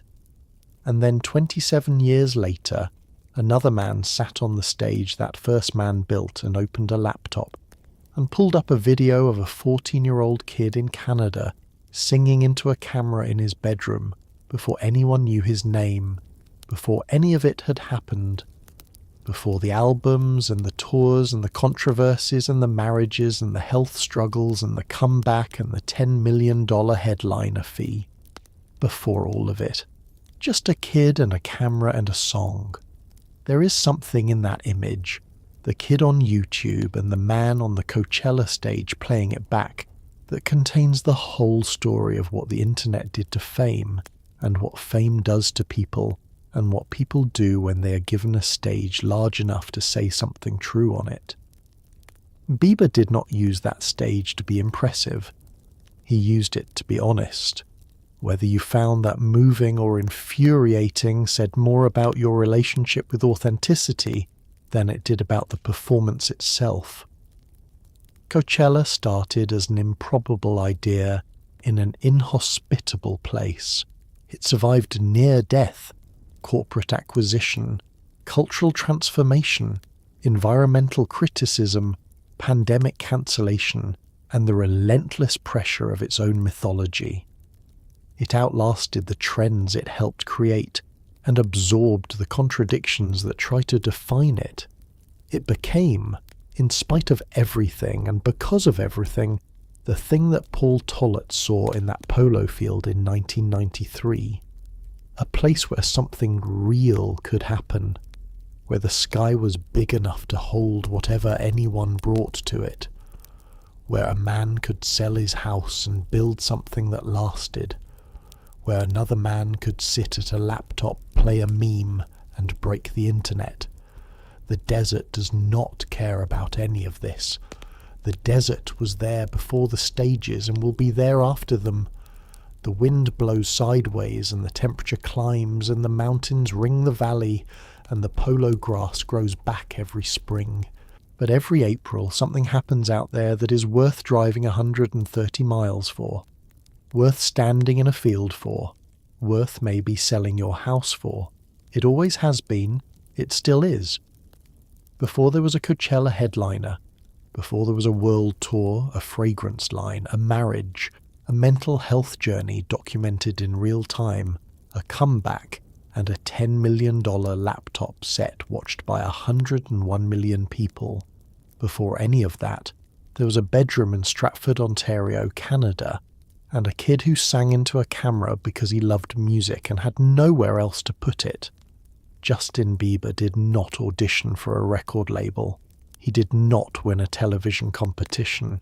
He did not get discovered at a school talent show by someone with a business card. He posted videos on YouTube, and the internet found him. Which sounds simple, stated plainly like that, but in 2008, it was not simple at all. It was new. It was, in the most literal sense, something that had never happened before.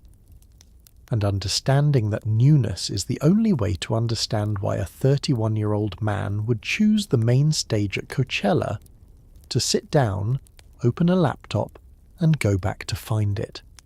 YouTube had launched in 2005.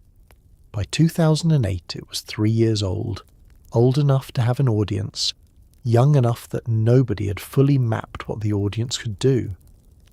The platform was a repository of amateur content, funny clips, music videos, and the occasional homemade recording that spread through early social networks with a velocity that felt, to people experiencing it for the first time, genuinely magical.